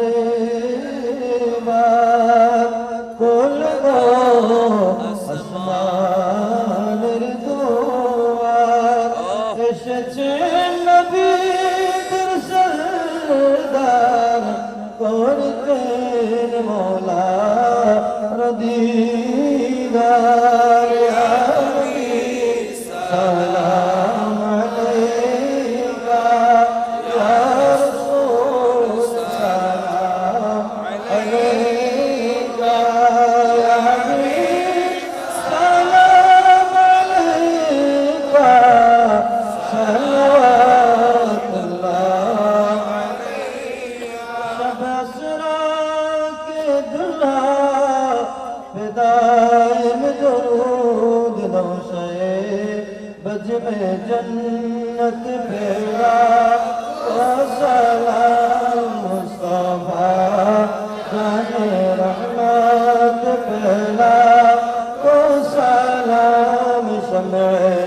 में बलग लौला बिकमालिही कि सबत जात जवानी আচ্ছা, আল্লাহুম্মা আমিন। আলহামদুলিল্লাহি রাব্বিল আলামিন ওয়া সলাতু ওয়াসসালামু আলা রাসূলিহিল কারীম ওয়া আলা আলিহি ওয়া আসহাবিহি আজমাইন। ربنا ظلمنا أنفسنا وإن لم تغفر لنا وترحمنا لنكونن من الخاسرين। রব্বুল আলামিন আল্লাহ চট্টগ্রাম কর্ণফুলী মাতব্বরঘাট সিএনজি চালক বৃন্দের ব্যবস্থাপনায় আজিমুশান নুরানি মিলাদ মাহফিল অষ্টম মাহফিলে যারা মাহফিলে আয়োজন করেছেন শরীক হয়েছেন আল্লাহ সবাইকে কবুল করো আমিন। আমরা মুনাজাতটা একবার সংক্ষেপ করে করব, কারণ সবার মনের খবর আল্লাহ জানে না। আল্লাহ আমাদের সবার পক্ষ থেকে এই মাহফিল কবুল করো আমিন। এই মাহফিলের সওয়াব নবী করিম সাল্লাল্লাহু আলাইহি ওয়াসাল্লামের রওজায় পৌঁছায় দাও আমিন। সমস্ত আম্বিয়া কেরাম, আসহাবে রাসূল, আনসার, মুহাজিরিন, তাবিন, তাবে তাবিন, শুহাদায়ে কেরাম, আহলে বাইত রাসূল রাদিয়াল্লাহু আনহুমের দরবারে পৌঁছায় দাও আমিন। আল্লাহ বিশেষ করে আল্লাহ চার মাযহাবের ইমাম, ইমাম আবু হানিফা, ইমাম শাফি, ইমাম মালিক, ইমাম আহমদ বিন হাম্বল, ইমাম গৌসুল আজম দস্তগীর, শেখ আব্দুল কাদের জিলানী, খাজা মঈনুদ্দিন চিশতি, হযরতে বাউদ্দিন নকশবন্দি, সৈয়দ শাহাবুদ্দিন সরওয়ার্দি, দাতাগঞ্জ বখশ লাহোরি, গিয়াসউদ্দিন হাসান, হযরতে উম্মুল ওয়ারা মাহিনুর, হযরতে হযরতে শেখ আহমদ ফারুক सरहंदी, मुजद्दिद अल-फसानी, इमाम आल हजरत अहमद रजा बरेलवी, कुतुबुद्दीन बख्तियार काकी, शेख फरीदुद्दीन गंज शकर, हजरत निजामुद्दीन औलिया महबूब इलाही, सिलेट शाहजालाल शाहपुरान, ঢাকার সৈয়দ শরফুদ্দিন চিশতি রহমতুল্লাহ আলাইহি সহ আল্লাহ গৌসুল আজম ভণ্ডারী, আল্লাহ বিশেষ করে খাজাগান খাজা আব্দুর রহমান চৌরবি, কুতবুল আউলিয়া সৈয়দ আহমদ শাহ শ্রীকুটি, গৌসে জামান আওলাদ রাসূল সৈয়দ মোহাম্মদ তৈয়ব শাহ রহমতুল্লাহ আলাইহি, ইমাম শের বাংলাল কাদরি হালি শহরের হযরতে শাহ সুফি মুনিরউদ্দিন নুরুল্লাহ রহমতুল্লাহ আলাইহি, হযরতে সৈয়দ হযরতে কাজী সিরাজুল মুস্তাফা, হযরতে মাওলানা জালালউদ্দিন রহমতুল্লাহ আলাইহির দরবারে পৌঁছায় দাও আমিন। আমরা যারা হাত তুলেছি আমাদের সকলের মেহেরবান আল্লাহ, যত পীর মাশায়েখ আল্লাহ আপন আপন তরিকতের পীররা যারা মাজারে মাজারে শুয়ে আছেন সবার দরবারে দরবারে পৌঁছায় দাও আল্লাহ। চট্টগ্রাম সহ সারা পৃথিবীর জমিনে যত ওলি আল্লাহ শুয়ে আছে আল্লাহ, যত ওলি আল্লাহ শুয়ে রয়েছে এগুলো রাখো, যত ওলি আল্লাহ দুনিয়ার জমিনে শুয়ে আছে মেহেরবানি করে এই কর্ণফুলী জমিনে রব্বুল আলামিন সবার কবরে কবরে মাজারে মাজারে আজকের সওয়াবগুলো পৌঁছায় দাও আমিন। আল্লাহ বিশেষ করে আমাদের মা বাবা দাদা দাদি নানা নানি আত্মীয় স্বজন এলাকার যত কবরস্থানে শ্বশুর শাশুড়ি আল্লাহ আত্মীয় স্বজন যারা কবরবাসী হয়েছেন সবার কবরে পৌঁছায় দাও আমিন। একটু এইভাবে মহব্বতে আমিন বলেন, আমি দেরি করতেছি না, একটু মহব্বতের আওয়াজে বলেন আমিন। আল্লাহ মাহফিলের উসিলায় এলাকার কবরবাসী আমাদের মা বাবার কবরকে ব্যস্ত বানিয়ে দাও আমিন। জুমার রাতের উসিলায় তাদের গুনাহ মাফ করো আমিন। মেরাজের রাতের উসিলায় তাদের গুনাহ মাফ করো আমিন। আল্লাহ মেরাজের মাসের উসিলায় তাদের কবরকে ব্যস্ত বানিয়ে দাও আল্লাহ। কিয়ামত পর্যন্ত জন্য কবর আযাব মাফ করে দাও আল্লাহ। যারা মাহফিল করেছেন, মাহফিল আয়োজন করেছেন, আমার সিএনজি চালক বৃন্দ ভাইয়েরা, তাদের আত্মীয় স্বজন মা বাপ দাদা দাদি কোন অবস্থায় কে কোন কবরে শুয়ে আছে আল্লাহ তুমি জানো আল্লাহ। মেহেরবানি করে একবারে দুরূদ শরীফ, একবার সুবহানাল্লাহ, একবার আলহামদুলিল্লাহ আল্লাহ, যত কোরআন হাদিস আলোচনা হয়েছে একটা লফজ যদি কবুল হয় তার উসিলায় আল্লাহ সবার কবরকে জান্নাতের টুকরা বানাইয়া দাও আল্লাহ। আমার ভাইদের গুনাহ মাফ করো আল্লাহ, আমাদের গুনাহ মাফ করো আল্লাহ। আমাদের ভাইদের ইচ্ছা আমাদের সবার নেক মাকাসিদ পূরণ করো আমাদেরকে, আমাদের ভাইদেরকে যারা আয়োজন করেছেন আসমানি জমিনে বালা মুসিবত থেকে হেফাজত করো হায়াতে রিজিকে ইজ্জত সম্মানে কামাই রুজিতে হালাল ইনকামে কোটি কোটি বরকত দান করো আল্লাহ। রোগ শোক বিপদ অ্যাক্সিডেন্ট থেকে হেফাজত করো, একটু মহব্বতে বলেন আমিন। আল্লাহ রোগ শোক বিপদ অ্যাক্সিডেন্ট থেকে আল্লাহ তুমি হেফাজত করো আল্লাহ। দুনিয়াতে ধন দৌলত দিয়ে ভরপুর করে দাও আল্লাহ। আখিরাতে নেকির পাল্লা ভারী করার জন্য 5 ওয়াক্ত নামাজ আমার সিএনজি চালক ভাইদেরকে আমাদের সবাইকে কাজা না করে 5 ওয়াক্ত নামাজ আল্লাহ জামাতের সাথে, অথবা জামাতে যদি সুযোগ নাও হয় ওয়াক্ত অনুযায়ী আমাদেরকে 5 ওয়াক্ত নামাজ পড়ার তৌফিক দাও আল্লাহ। হালাল রিজিক খাওয়ার তৌফিক দাও আল্লাহ। হারাম থেকে বাঁচার তৌফিক দাও আরেকজনের হকের দিকে যেন আমরা না দেখি আল্লাহ, আমাদেরকে সেই তৌফিক দান করো আল্লাহ। জেনা বেবিচার সুদ ঘুষ মদ জুয়া থেকে আমাদের যুব সমাজকে আল্লাহ তুমি হেফাজত করো আল্লাহ। আমাদের মা বোনদেরকে পর্দা করার তৌফিক দান করো আল্লাহ। আল্লাহ আমাদের দেশকে তুমি ভালো রাখো, একটু আমিন বলেন না। দেশের প্রতি মায়া নাই, একটু বলেন আমিন বলেন। আল্লাহ আমাদের দেশকে শান্তিতে রাখো আল্লাহ। আমাদের দেশের রাজনীতিবিদদেরকে আল্লাহ তুমি দেশপ্রেম দান করো আল্লাহ। হানাহানি মারামারি না করে সুন্দর মতো দেশটা চালানোর মতো আল্লাহ যোগ্যতা আমাদের রাজনৈতিক দলের নেতাদেরকে তুমি দান করো। দেশকে, দেশের মানুষকে ভালোবাসার তৌফিক দান করো। রব্বুল আলামিন আমাদেরকে আল্লাহ এবং রসুলের পথে, তোমার নবীর পথে থাকার তৌফিক দান করো। আল্লাহ আসন্ন নির্বাচনে আহলে সুন্নাত ওয়াল জামাতের যে প্রতিনিধিরা সংসদে গেলে সুন্নিয়তের কথা, মাজার আউলিয়ার কথা, নবীর শান আমানের কথা বলবে, আল্লাহ তাদেরকে বিজয়ী হয়ে সংসদে আল্লাহ বাগের মতো গর্জন দেওয়ার তৌফিক দান করো। আল্লাহ আহলে সুন্নাত ওয়াল জামাতের প্রার্থীদেরকে আল্লাহ তুমি বিজয় দান করো। আমরা যারা হাত তুলেছি, বিভিন্ন জন বিভিন্ন রাজনৈতিক দল করে, আল্লাহ প্রত্যেক দলে ভালো মানুষও আছে, খারাপ মানুষও আছে। আল্লাহ ভালো মানুষদেরকে এই দেশের নেতৃত্ব নেওয়ার তৌফিক দাও। আমিন বলেন না। আল্লাহ ভালো মানুষদেরকে দেশের নেতৃত্ব গ্রহণ করার তৌফিক দান করো। আল্লাহ আমরা যারা হাত তুলেছি, আমাদের যারা লেখাপড়া করে, যারা ব্যবসা করে, যারা যেই কাজ করে, প্রত্যেকের কাজে বরকত দাও। আল্লাহ হায়াতে রিজিকে বরকত দাও।